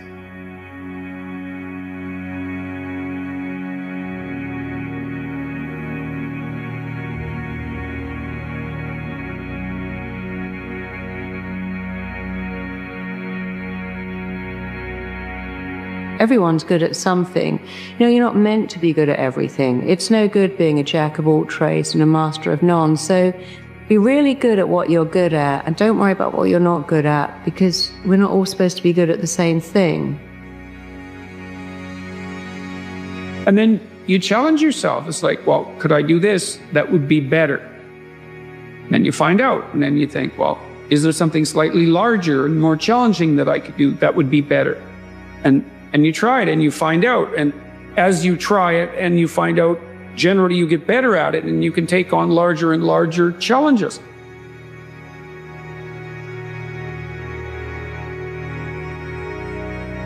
You get what you focus on. You get what you focus on.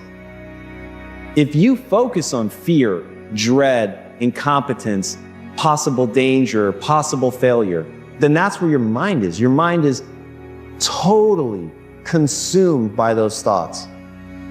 But if, on the other hand, you think about possibility, what can hurt, how good you can get, the amazing things that could happen, then that's what the mind is consumed by. The difference in people is their standards, period. The difference in people is their standards, period. And what do I mean by standards? Everyone in the world has a list of things they think they should do. I should work out. I should work harder. And then you know what? People don't do their shoulds and they get mad at themselves. What changes people is when your should becomes a must. The person you can control. People are not who you want them to be. Kill your idols.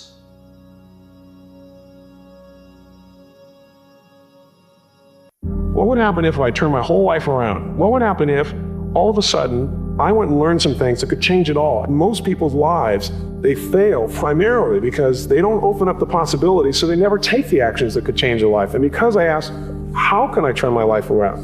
You know, what can I do to make things work? I started getting new answers. You know, they say, ask and you shall receive.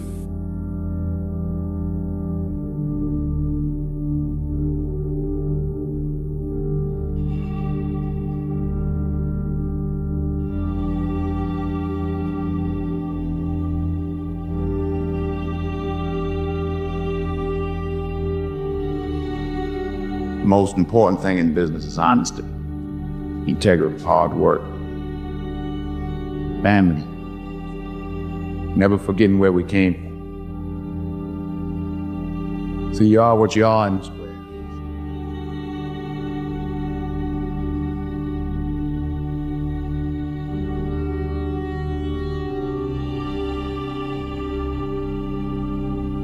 Small minds discuss other people.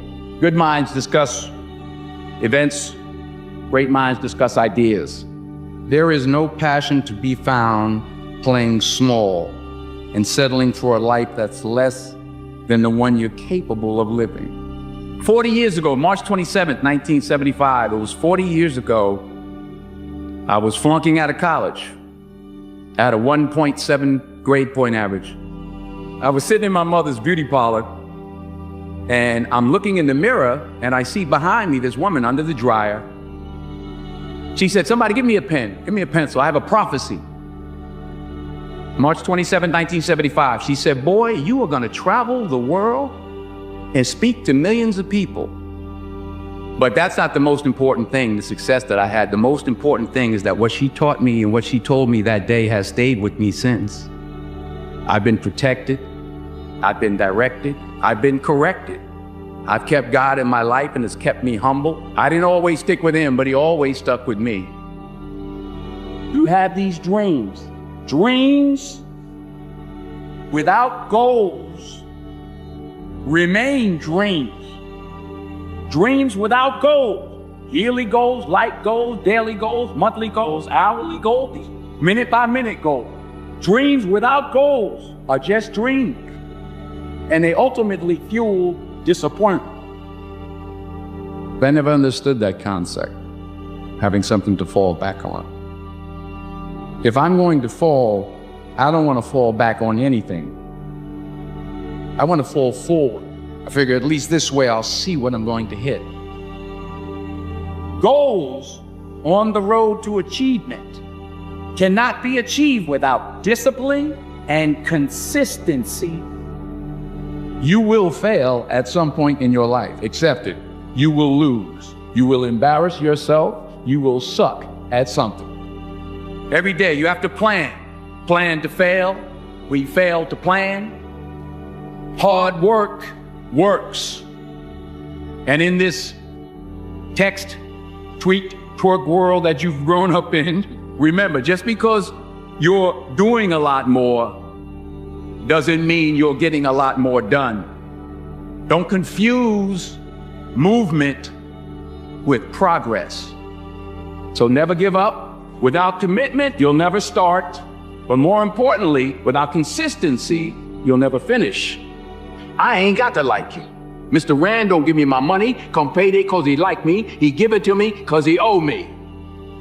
Say thank you in advance for what's already yours. True desire in the heart for anything good is God's proof to you sent beforehand to indicate that it's yours already. Now, don't you go through life worrying about whether somebody like you or not. You best be making sure they're doing right by you. Because taking risk is not just about going for a job. It's also about knowing what you know and what you don't know. It's about being open to people and to ideas. And anything you want, you can have. So claim it. Work hard to get it. When you get it, reach back. Pull someone else up. Because the chances you take, the people you meet, the people you love, the faith that you have, that's what's going to define you. Every passing minute is another chance to turn it all around.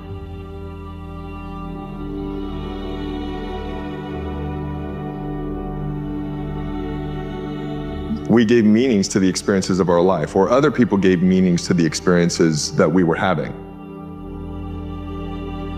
What you believe will dictate your thoughts on a moment-by-moment basis. And then that emotion then dictates what actions you do or do not take.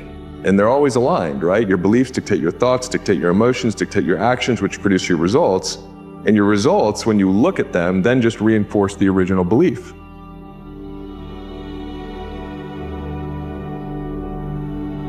That which we tend to pay attention to is aligned with what we believe, and so that's all we get. So if you want, more happiness, if you want more wealth, if you want deeper relationships, if you want to have more joy, you want to have more fun, you want to achieve your full potential and really make an impact in the world, then what's really important is to get clear on what that could look like for you and to make sure that what you believe is congruent with that outcome. Because if what you believe is not congruent with that outcome, just neurophysiologically, you're working against yourself. Clarity is intimately connected to imagination. So as we're getting clear on something, we're beginning to see what that thing is that we're getting more clarity on.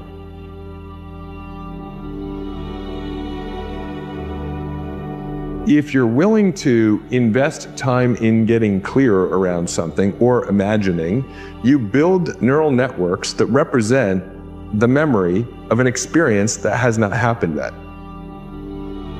Step away from that fear and begin to see that there's wonder and beauty and opportunity all around. It begins to activate the part of your brain that's full of imagination and creativity and beauty. We are meaning machines. We not only give meaning to meaningless things, we make meaningful things meaningless. But the moment your mind is under the law of generosity, growth, development, unfolding, giving, compassion, kindness, radiance, the moment that happens, you come under the right use of the law. The moment you realize you're here to give something, then all thoughts of not enoughness and lack, limitation, fear, doubt, worry, and separation begin to dissolve. And your premise every single day of your life is, I am, and I've got it all. I am, I've got it all. Your destiny begins to unfold because you're not here to get from the world. You're not here to get, you are here to let and walk in that awareness even before it manifests, even before you can see it.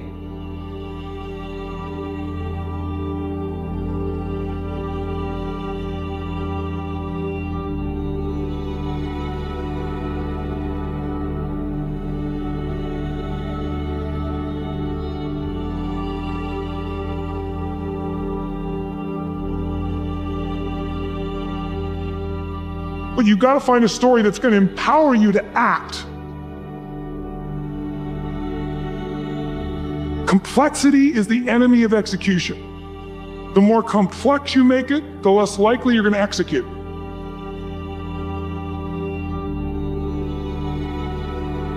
If you're creative enough, can you find the answer? Yes or no? If you're determined enough, can you find the breakthrough? Yes or no? If you're passionate, loving enough, can you get someone to help you? Yes or no?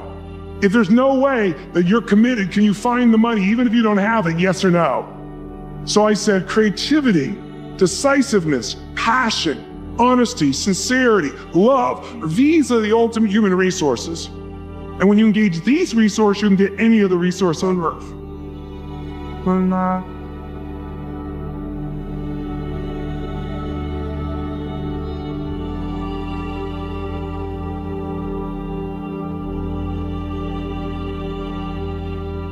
Start small. Show yourself that you can give yourself one command and one follow through.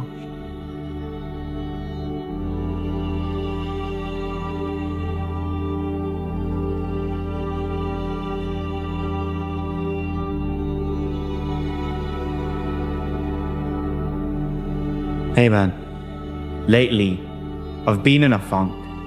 I feel like everything is slipping. I feel like I'm not where I should be, like I'm not who I'm meant to be.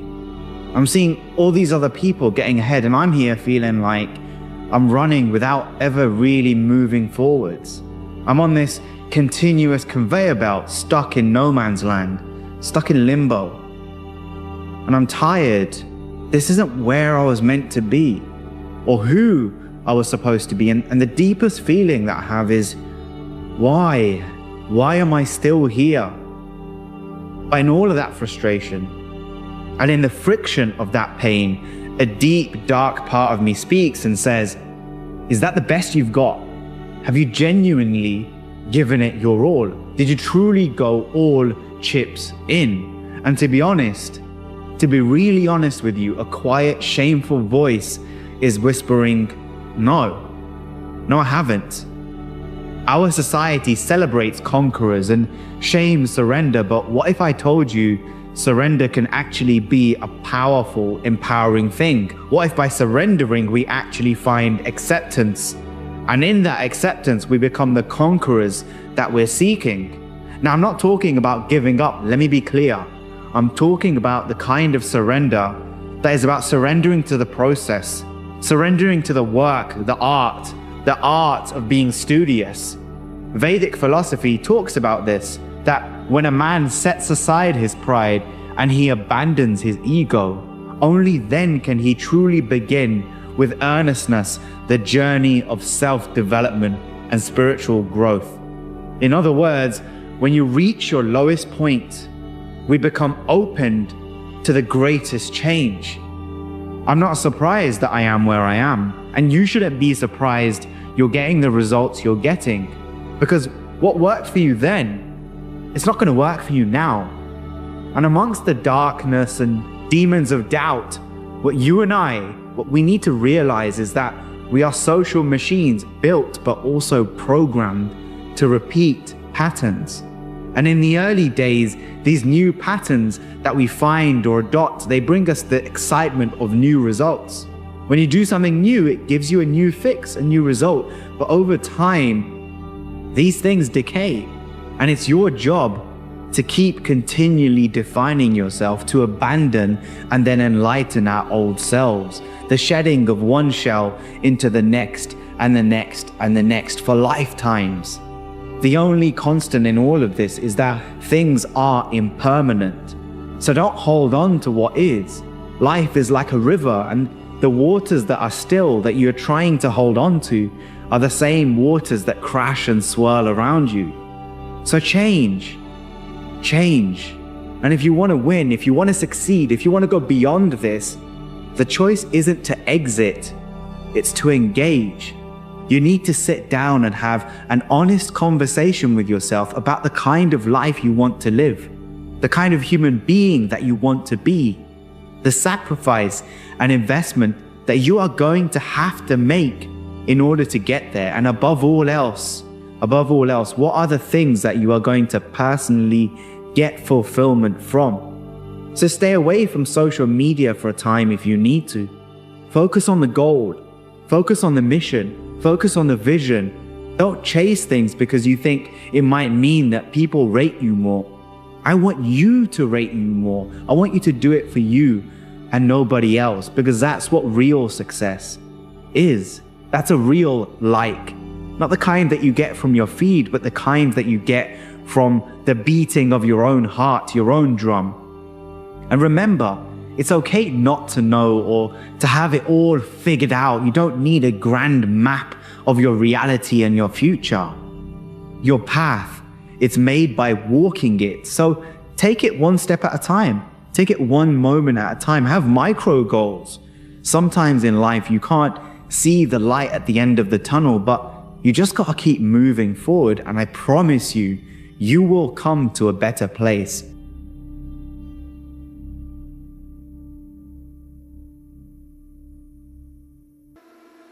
Whatever happened last week happened last week. You had a second chance of making your life happen today because of what they think. You make a mistake, you get up. Today's the day you lay the groundwork down. Today's the day you let motherfuckers know you're there and throw down. Roll up your sleeves. You don't give a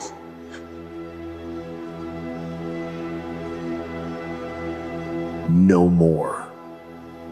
No more. No more. No more excuses. No more, I'll start tomorrow. No more, just this once. No more accepting the shortfalls of my own will. No more taking the easy road. They print money, they don't print time. They don't print opportunities.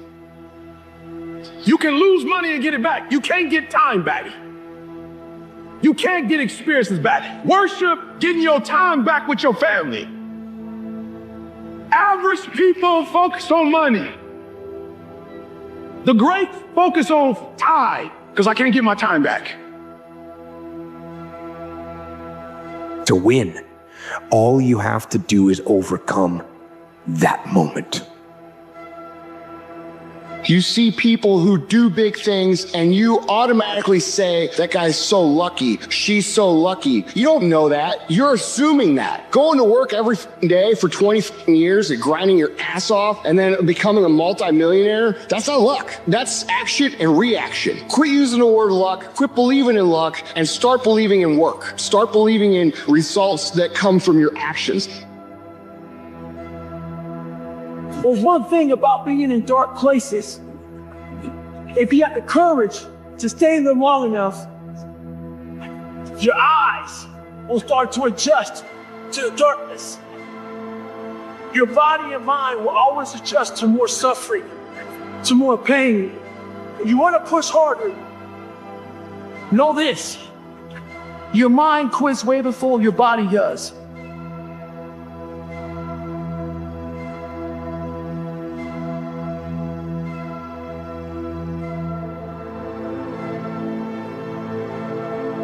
Everybody in your life will have a turn back moment.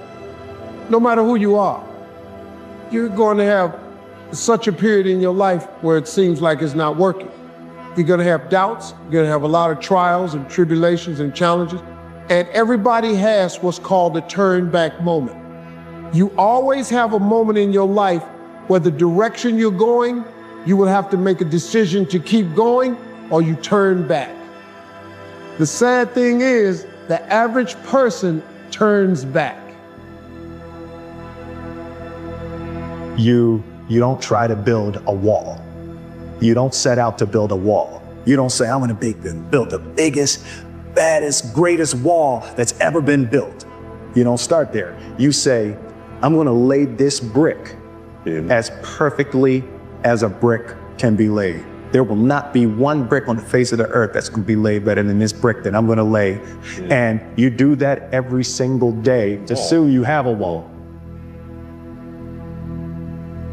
You don't have to force yourself or motivate yourself to think negatively, to be depressed, to hate somebody, to want revenge, to want to get back at somebody. Your mind is on automatic. It will do that by itself.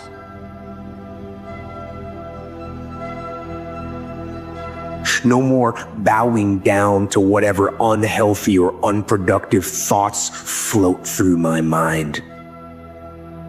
No more waiting for the perfect moment, and no more indecision, and no more lies. No more weakness. No more.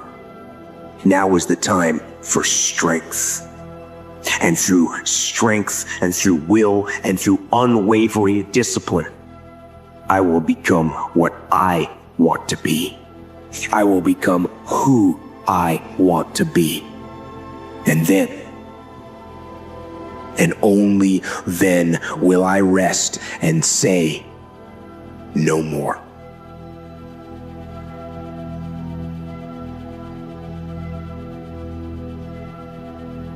You don't make excuses for the failure, you grieve it. You feel the pain. You don't brush it off, you don't downplay it. You feel the pain and you don't rush to feel better. To get past it, you gotta go through it. You can't go around your failure. You can't go over your failure. You can't go under your failure. You can't ignore your failure. You need to grieve the failure.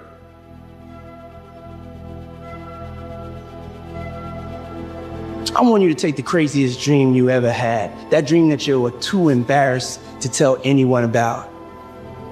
And I want you to go after it. I want you to make it a reality. I don't want you to dream, I want you to do.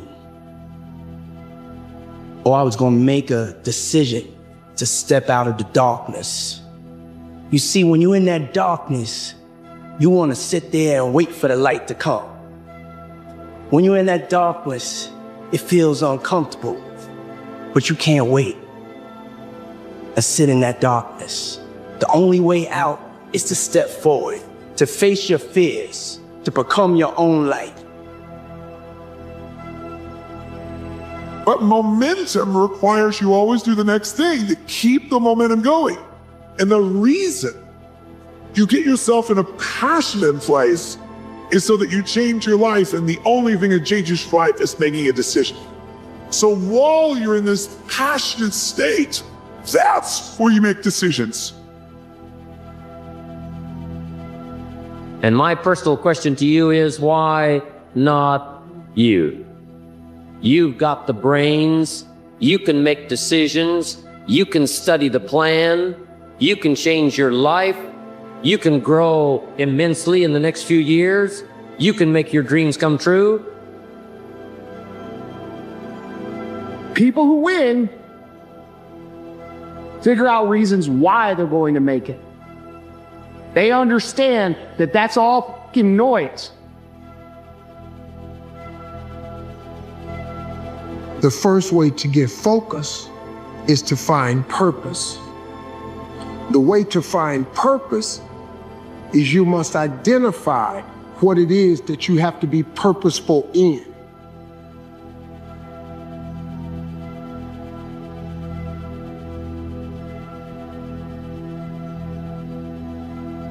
The universe doesn't look in terms of good and bad, right, wrong, success, failure. It looks in terms of cause and effect. Every cause creates an effect, and every effect has a cause. And if you participate in the cause, you participate in the effect. And I don't say will participate in it, you participate in it. They happen together. Your experience of the effect may take some time. It may take a few days, it may take a month, it may happen immediately. What is it that you should value? And people say, well, being happy. They don't even mean that, by the way. If you decompose what people mean when they say they want to be happy, what it turns out they actually mean is they don't want to be miserable.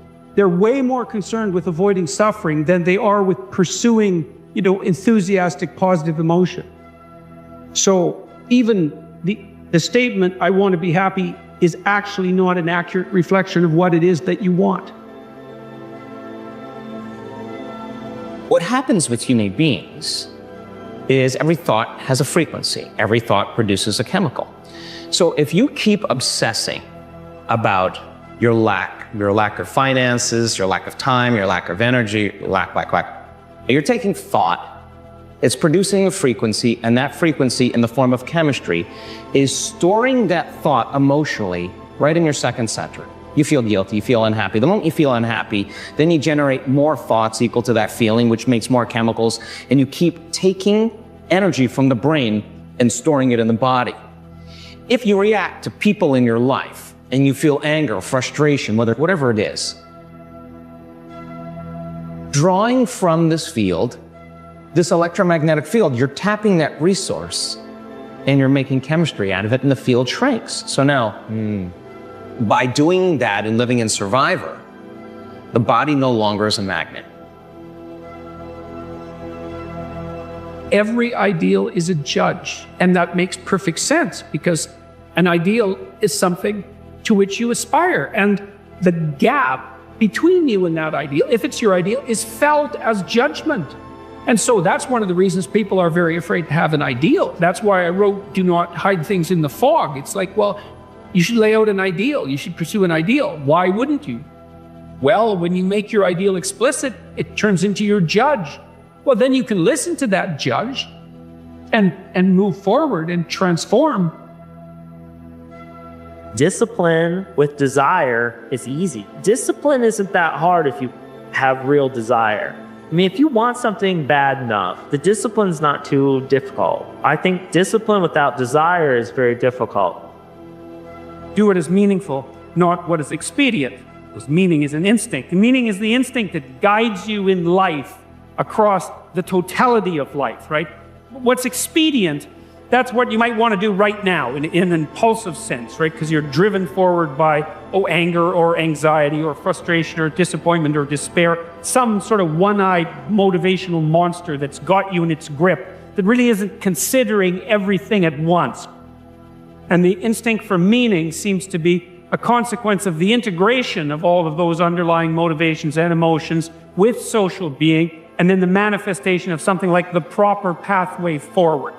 And you need that because you need to know how to move forward in life, because you need to move forward in life. You need to act in life. Every day I want to train myself to be prepared for a war. Whatever that war is, whether that's externally, internal. The discipline of doing something painful every day, I think, is one of the most important disciplines that any human being can have. Whatever that pain looks like for you, I believe we must lean into pain every day. Otherwise, pain is going to lean into us. But if we're leaning into it first, when stuff happens, it's like, yeah, I got this because I do this every day. I'm not saying we should be in pain 80% of our day, but maybe an hour, 30 minutes, you should do something that makes you want to stop or makes you want to relax. Because then when stuff really happens, you'll be relaxed. All I can get certain about is putting my next step forward. And I think it's kind of like when you're walking, you become so comfortable walking, you don't even realize. But actually, all you're doing is putting your next step right. You can't think about what's going to happen in 100 steps' time because you haven't walked over the ground there. And you don't know how the ground is going to change.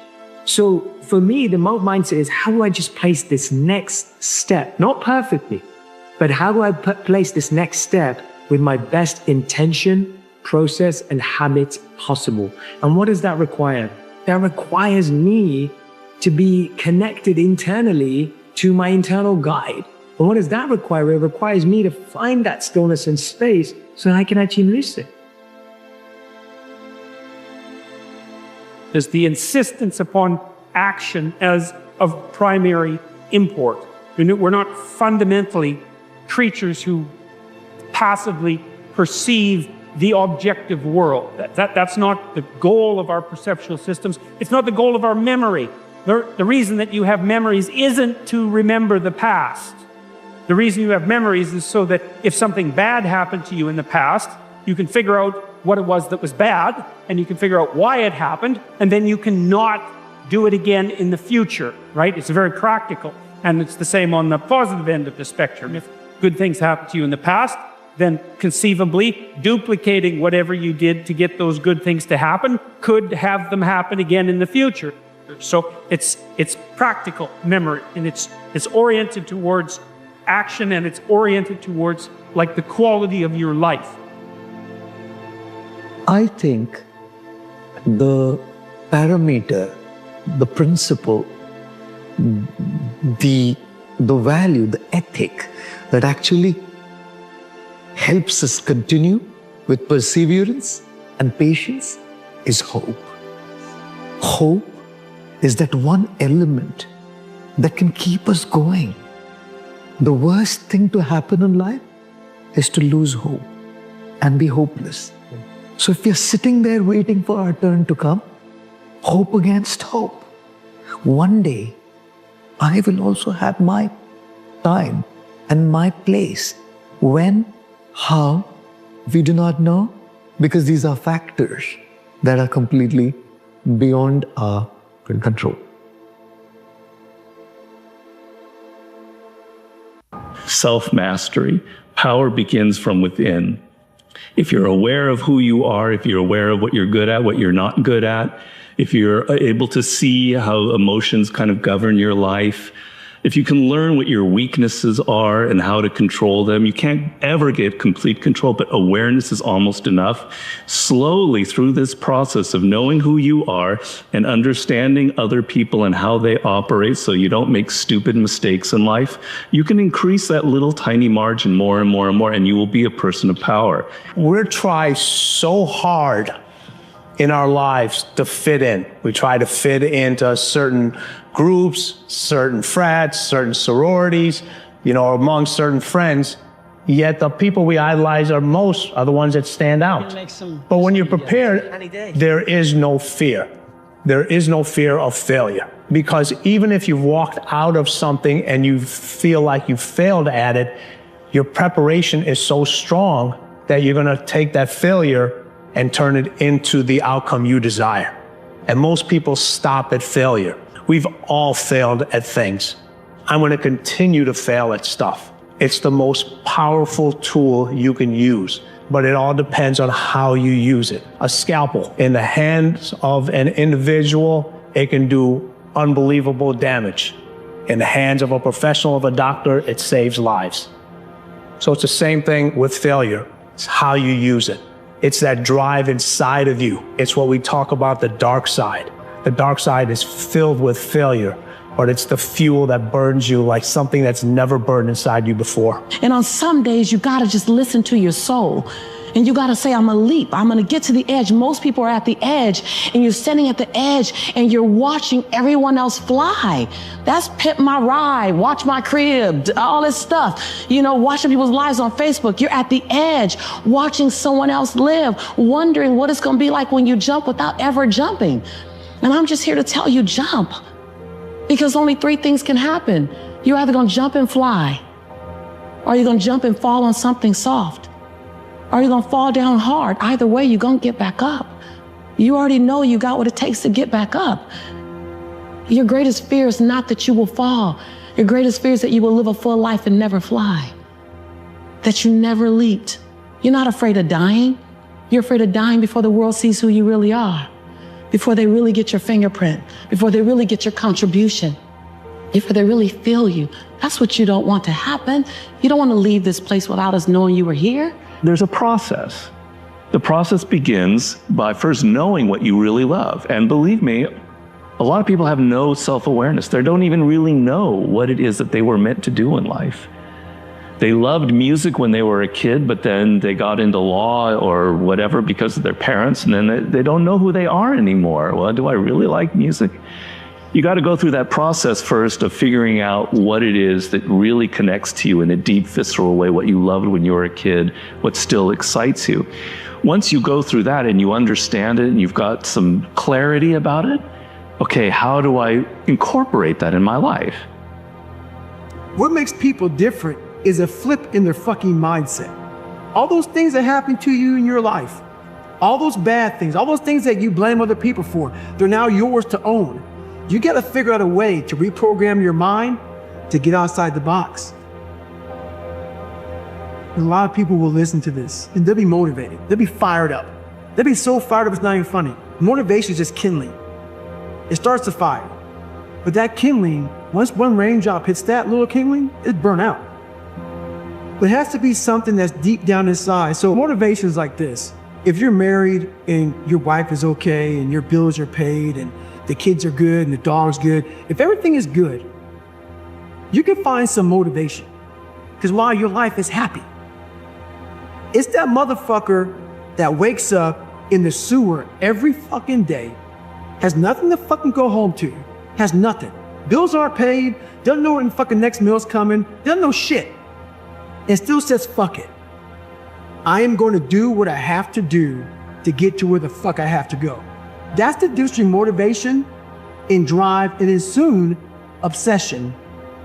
Obsession makes a person, makes other people, like, so when you're around somebody that's obsessed, most people don't have any fucking idea what to call you. So they call you crazy. They call you crazy because they don't understand where you're trying to go. Right. What the fuck you're trying to do, what you're trying to be. So to the normal person, which we're all normal, we're all very normal. Once they turn that mindset to a point where they no longer want to be so-called normal, that's when you start to find out that motivation is not enough. It's not enough. You have to be that person who, no matter what's going on, if you're a big-time runner, you don't care what temperature is. Like a bunch of people I run with, guess what they do every morning, every night, and look to see what the fucking temperature is going to be tomorrow. Right. What's the temperature going to be? So am I going to run inside or am I going to run outside? A person that's obsessed and wants to just get there, they don't give a fuck what the temperature is. They no longer care because they know no matter what's out there, no matter if it's snowing, if it's a damn tropical storm, if it's 220 below, they're going to run. They don't care. So there's no need to waste the time to look. I'm just going to go. And that's how you want to get your mind. It doesn't matter what the fuck's out there, what's in front of me. Because a motivated person is going to look. Because that weather is going to fucking change their motivation. Up or down. Oh, it's 70 and sunny. I'm motivated. Oh, it's 30 in a blizzard. Fuck that. I'm going to go inside. An obsessed person doesn't care. They get the fucking job done. When I was in hell, I wasn't able to be in hell and be calm. Hell makes you anxious. Hell makes you want to get out of it. It's that person who has the ability to be in hell and think very calmly, very rationally about what the hell is going on. What's the truth? What's the reality? Why is my dad this way? Why are these kids calling me nigger? Why? You have to be able to piece people apart.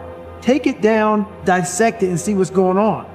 So back then, I didn't have those skills. I had no skills. All I saw was a whole bunch of kids like me, but I no longer saw that. All I saw was the spray painting on my car, me being called nigger. That's all I saw. My lens was this big. It was very small fucking lens, when now my lens is huge. I see everybody for who they are and what they are. So that's the one thing that changed in me, was my reality. We always paint a fucked up reality that's not even true. It's reality what we think is true because our lives aren't what we want it to be. I realized that God wasn't gonna give me a get out of jail free card. And from the time I was born until the time I was 19 years old, my life had these hurdles. I constantly hit obstacles, obstacle after obstacle after obstacle. And I had to figure out how to manage suffering, how to deal with it, because it'd be part of my life forever. At least that's what I thought. So in order to deal with it, I had to be able to conquer it and overcome it and deal with it and know that in this suffering, there has to be some kind of growth. With every obstacle, I look at it as friction now. Without friction, there is no growth. You have to have friction in your life to grow. So I started looking at all these different things versus the woe is me mentality. Like, oh my God, look at my life. My life's so fucked up. I come from this fucked up family. I'm being beaten. I'm being abused mentally, physically. I started looking at it as a perfect trial ground.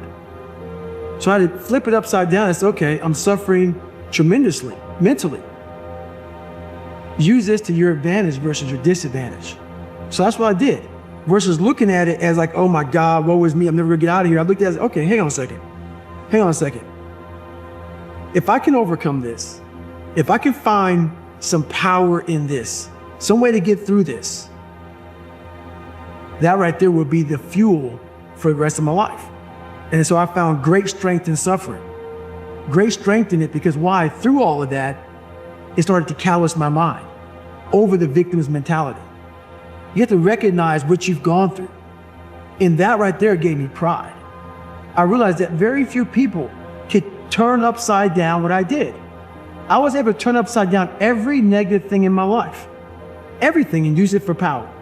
Because on the other end of suffering is greatness. It's not over here. So a whole bunch of us, we put ourselves in this great box. And in that box, there's no suffering in it. So what we do is we shelter ourselves from greatness. So for me, for instance, I was 300 damn pounds at one time in my life. Spray for cockroaches, made $1,000 a month. I was living in that box. I would sometimes look over the box and I saw hell, suffering, storms, avalanches, tornadoes. I don't want to go over there, but I knew if I can get through that shit mentally, on the other side was a 185-pound person who's a Navy SEAL, went through Ranger School. Only person to do this, only person to do that, only person to do this. But that's through all of that shit. All that shit I have to go through. So you peek over the box and you go back in and say, oh, I'm okay being 300 pounds, making $1,000 a month. I'm okay over here. Because that hurdle is suffering. It's suffering. And when you're willing to go past suffering and see that suffering is one of the best ways you can grow, that you can overcome, because you can suffer for the long term. You can suffer slowly, or you can go through pain and then experience what's on the other side. Yeah, on the other side is where you start to really start your journey. People think they start their journey because they're born. No, there's a lot of people in graves who have lived 100 years and never started their real journey. Your real journey starts when you go outside that box and you start climbing mountains. You start climbing mountains. And you think you're at the top of the mountain, you go down the other side of it, think, I'm here. And you look up, fuck, there's another fucking mountain. And it goes on, and it goes on, and it goes on. And just when you're getting ready to quit, you crest that final mountain, you get down and look, and there you are. And it starts to make sense to you then. It doesn't make sense to you until you get outside that fucking box. I'll talk to so many fucking people, and what I say is not for everybody. So many people don't have any clue on what the fuck I'm saying because they're in this box, and it's their brain. The mind's a very powerful thing. It has a tactical advantage over you all the time. It knows your fears. It knows your insecurities. It knows where you don't want to go. So it will guide you away from that. And that's why the mind will always win it till you reprogram it. It will always win until you fucking reprogram it.